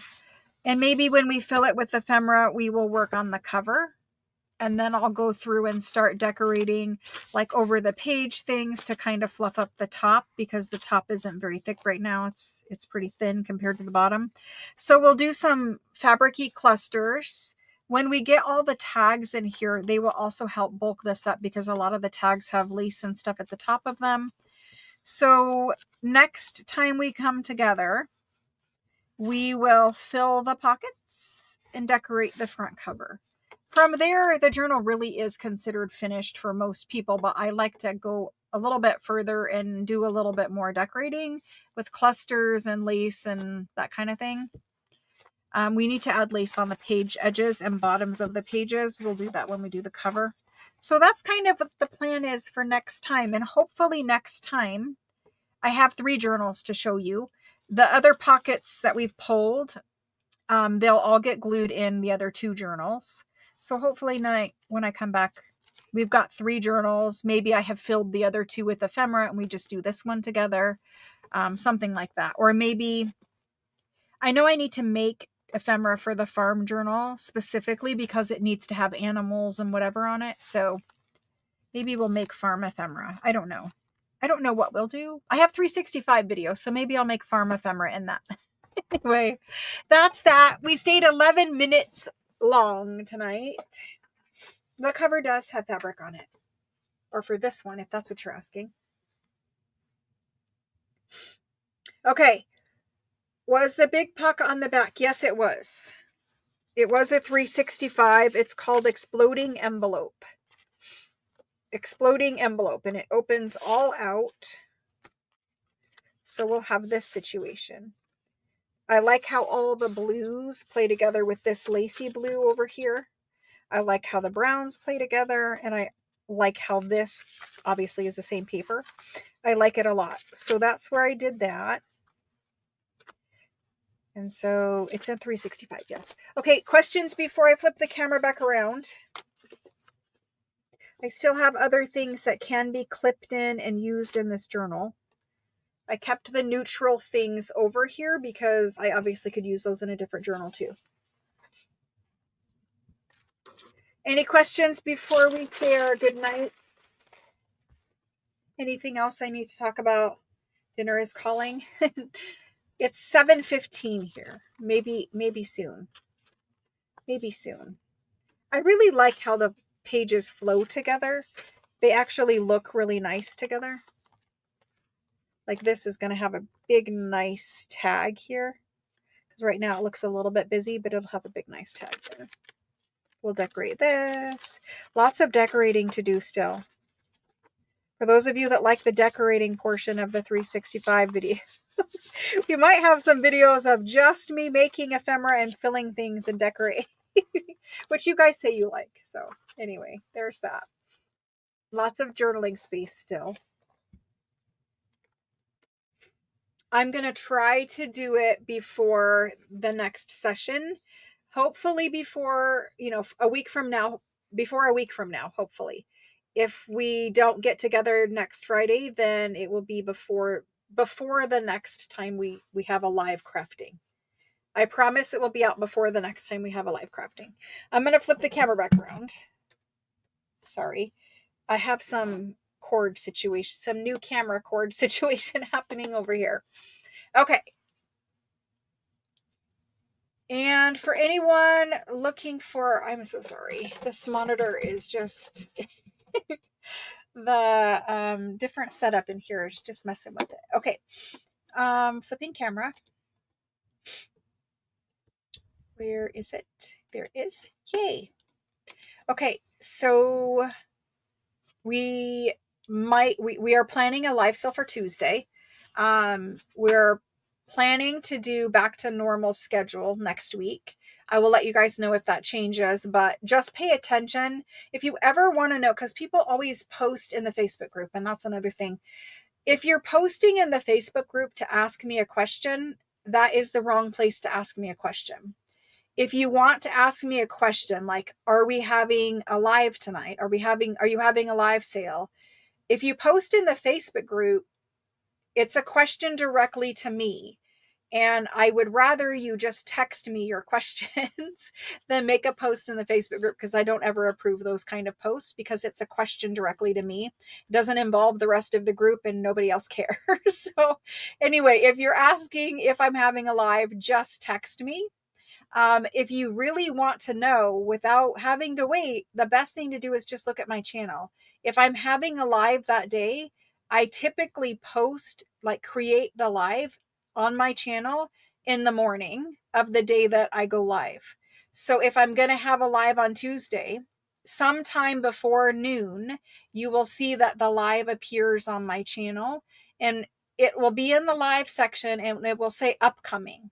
If you see an upcoming video and you click on it, it will tell you how many days and hours until that live starts. So typically, I only have one live scheduled out there in advance. So if you see that there's an upcoming one, it usually means that day. This live was supposed to be last Friday, and I postponed it until today. And that's why it said upcoming for like 5 days, however many hours, that kind of thing. So if you have a question of, am I going to have a live that day? Again, just look at my channel and it will tell you whether there's a live that's upcoming. That's the easiest way to go about it. Okay. I've gotten a lot of flack on my color choice for this journal. There is a lot of people out there that are mad because it is a red, white, and blue journal. And for those people, I made it very much to appeal to both political parties. If you really want to get political about it, which if you're mad at me because it's a red, white, and blue journal, you're being political about it. So if you want to know the honest truth, I made the kit to appeal to both parties. A French country journal, French is usually red, white, and blue. Their flag is red, white, and blue.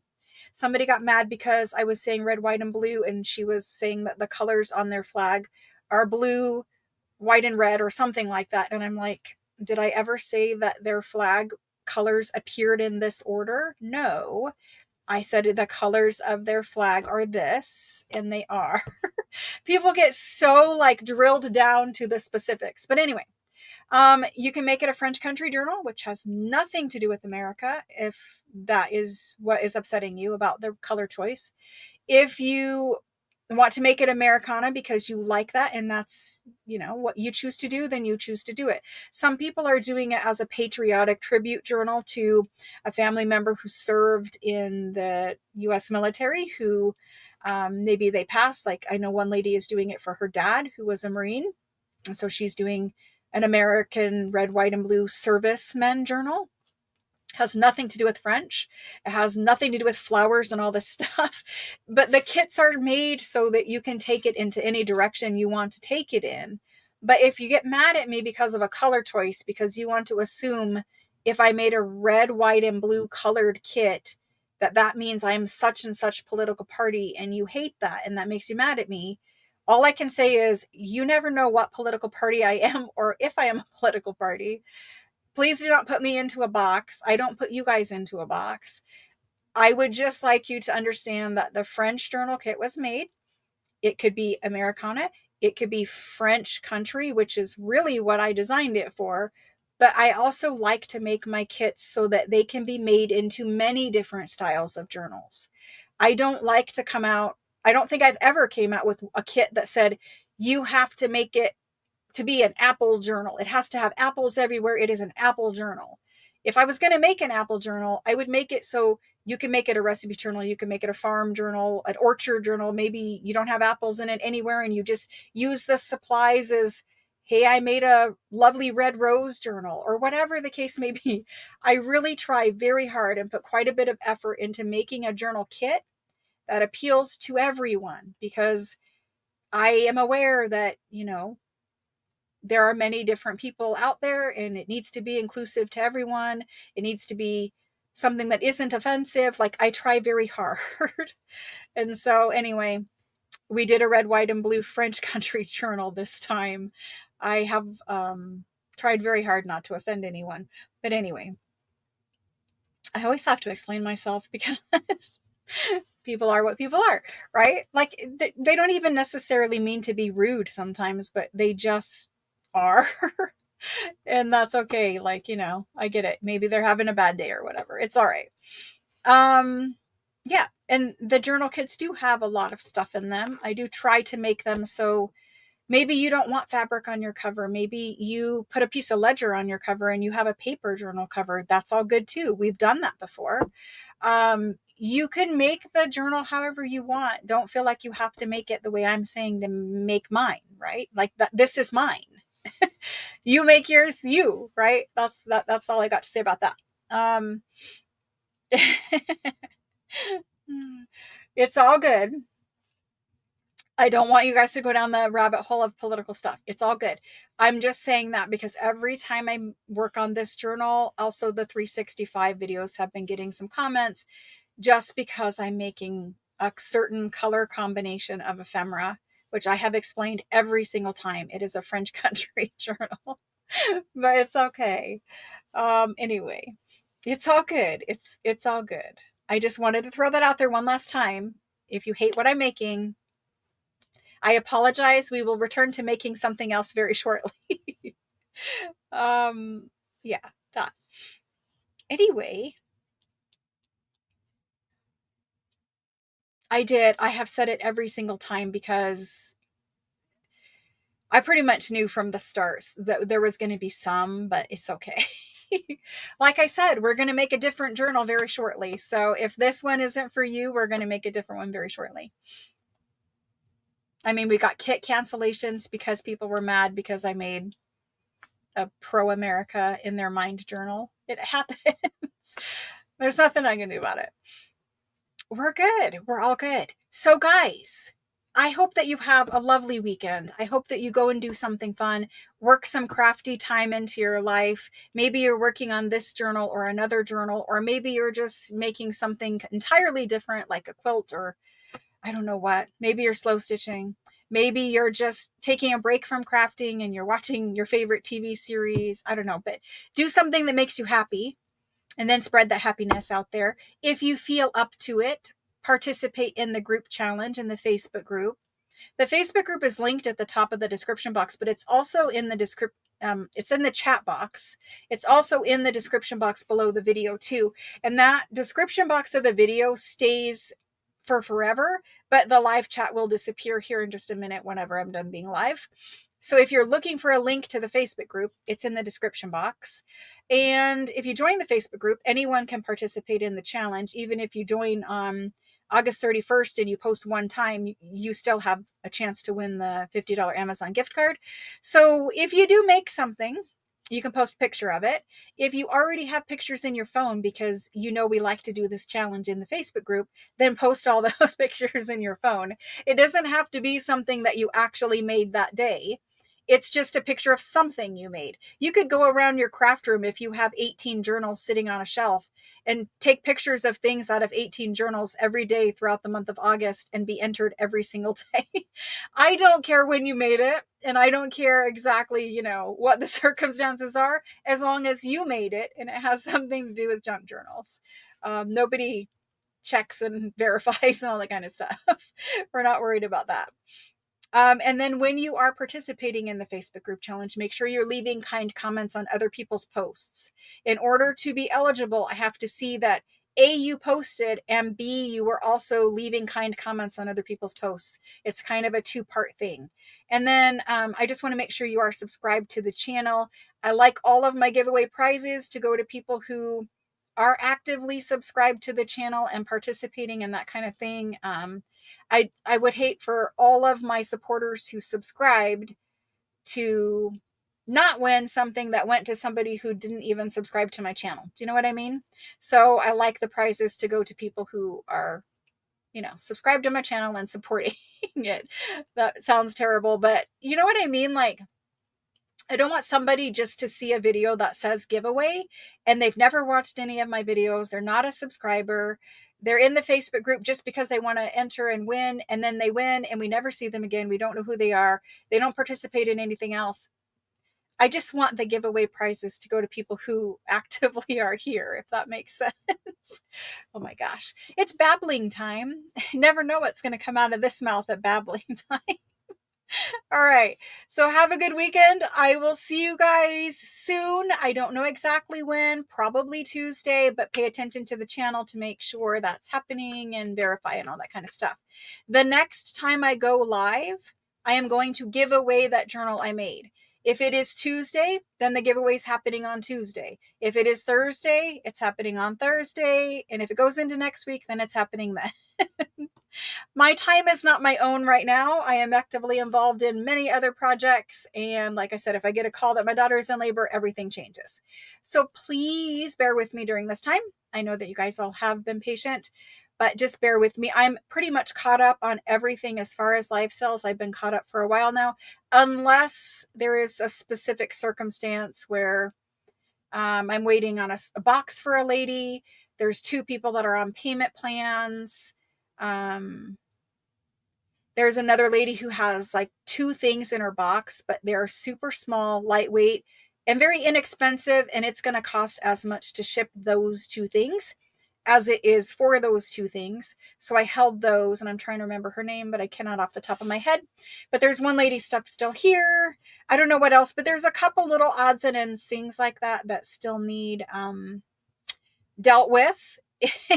If that is you and you feel like that you didn't get something, you're waiting on something, just reach out to me and text me, and I can confirm whether I'm talking your stuff is here or your stuff is shipped or whatever the case may be.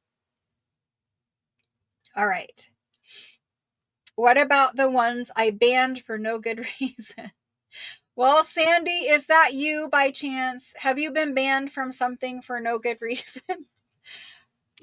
I can't wait till we have moderators on this channel, because they can catch all the people that I can't catch because I'm actively involved in making beautiful things and sharing that with people here. But yeah, Sandy, let me know. Was that you? Did I ban you for no good reason? Let's have this conversation with 58 people here.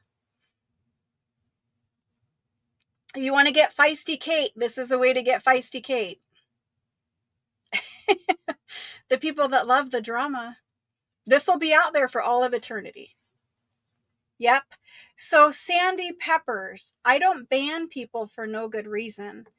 If you were banned from are you talking banned from the Facebook group, or have you been banned from this YouTube channel before and you've created another account and came back?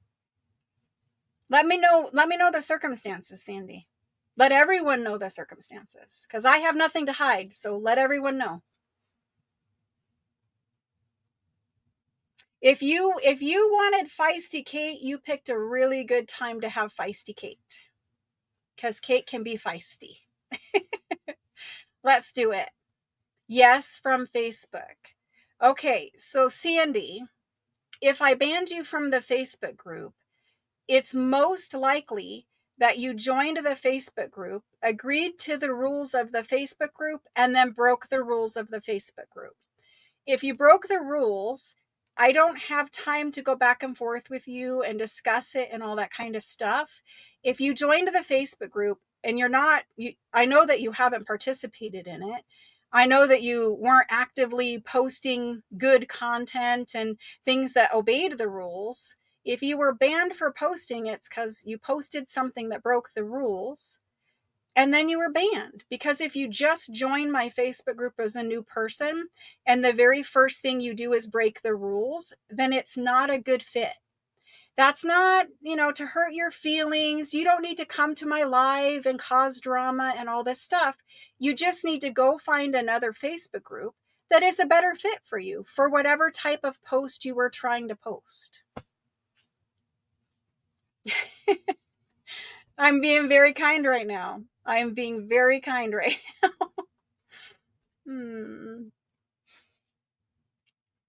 I just glued in, I went through all of my ephemera, chose pockets, glued in pockets. I made a couple of very simple pockets, but that's really all I did tonight.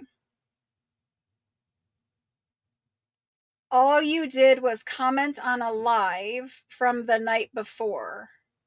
Just clarified what went on.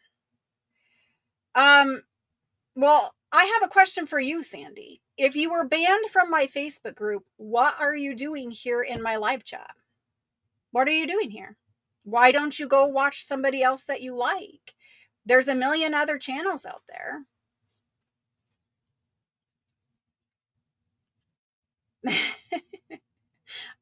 There's a lot of things I could say, but I don't remember, Sandy. I literally do not remember what you're talking about. I don't care. If you were banned, you're banned. You're banned from all my social media. You don't need to come at me. You just need to go find somebody else that you like better. That's really the end of it. You want people to know how it is. I think people are seeing how it is just fine. I think they see that when bad people who are banned from social media platforms come here to cause drama and trouble, I think they can see for themselves who the bad person is in this scenario. But we can hash it out. If you got more, let's go. Let's roll it. It's all roses until you bring out Feisty Kate. And then Feisty Kate will just be feisty. And this is not feisty yet, but keep going and it will get feisty. You're not bad, just truthful. Well, what was your comment that you think that you got banned for? What kind of comment did you make on my live from the night before that you think you got banned for? Because obviously you remember this and I don't. If I remembered it, I would tell everyone. I don't remember it. So be truthful and tell everyone what comment you made that you think got you banned.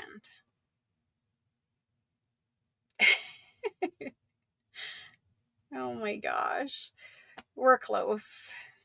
We're close to ending the live, but somebody was watching for nefarious purposes to come in here and cause drama.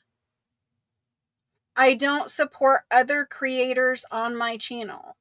Well, A, that's not true, but B, if it was true, it's my channel and I can do whatever I want with it. I know that's not a pretty answer, but that's really the answer. If you think that I don't support other creators, you can look back through my channel and watch my videos where I link and say every little thing that I can think of linking and saying.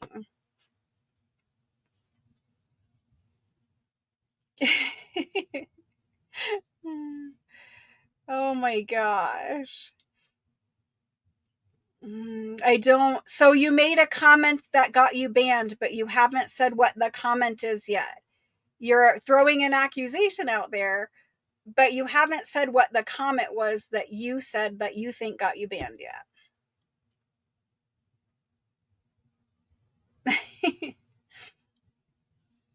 Hey, Shauna, I don't know if you were here earlier, but I did say that your giant package is UPS, and I'm taking your UPS package to UPS in the morning. I don't know if you heard it earlier. I do bring up other creators all the time. I tell you guys their kits. I tell you the kits that I'm using. I've linked them in Etsy. I've done a lot to support other creators. But if you're rude to me and make a rude comment, you're getting banned. I don't know what else to tell you. If it brings you to a point where you have to say something rude on somebody else's channel in a comment, it's just not a good fit for you. Just move on. Oh my gosh, Sandy. Listen, hun, we're not a good fit. You don't like what I did or how I run my channel or my social media. All you need to do is move on and find somebody else that you do like. That's the easiest answer. The correct, how do you think this is supporting me? Are you thinking coming here at the end of my live and causing drama is you being good? Is you being supportive of other people? If you didn't like something I did, you just move on. I'd have not gone to any social media of yours and called you out and caused drama, or anyone else's for that matter. I'm going to ban you and we're going to end the conversation.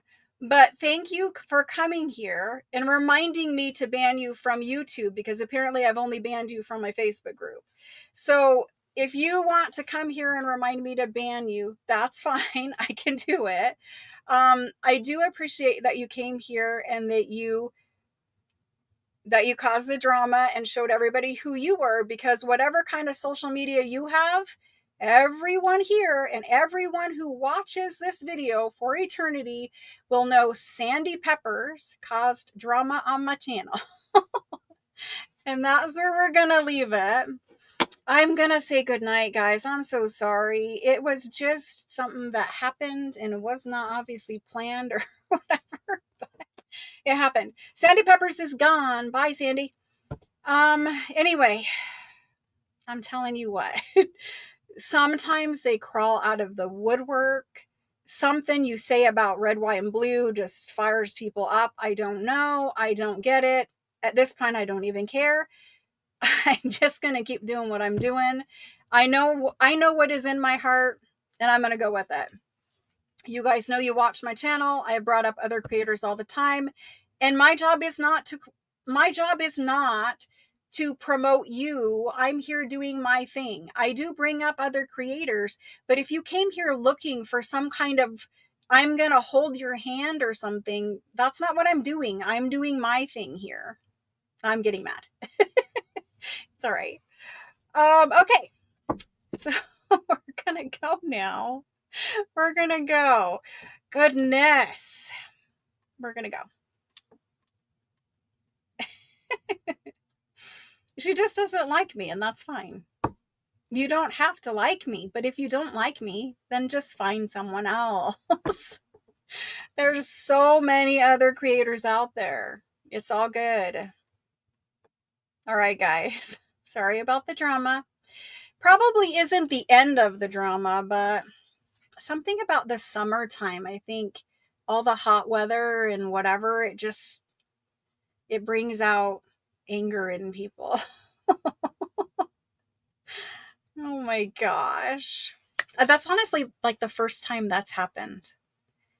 So last Tuesday, someone was complaining about being banned from the Facebook group. And it's because I know what they did. They made a post and it was inappropriate, broke the rules, and that's why they got banned. But apparently I have been slacking on banning people from Facebook and then banning people on YouTube. I'll have to take a look at that and make some corrections. It was kind of salty, wasn't it? It's all right. But can you imagine, like, if you were doing a live and somebody just came in and started stuff like that? Like, I have had people that I've been really mad at, and I have never once, never once thought about doing that. If I don't like you and you make me mad, I just watch somebody else. Good night, guys. I'm so sorry. So sorry. Good night. We've wasted enough time on it. I'm going to go, I don't know, listen to some music and chill out and try not to be feisty for the rest of the evening about it. It's all right. I try not to say really, really mean things. I try to be good about it, but she was making me a little bit feisty. Night, guys. Have a good weekend. Go back to what I was saying. Have a good weekend. Thank you all for joining, and I will see you guys again soon. Bye, guys. Have a good night.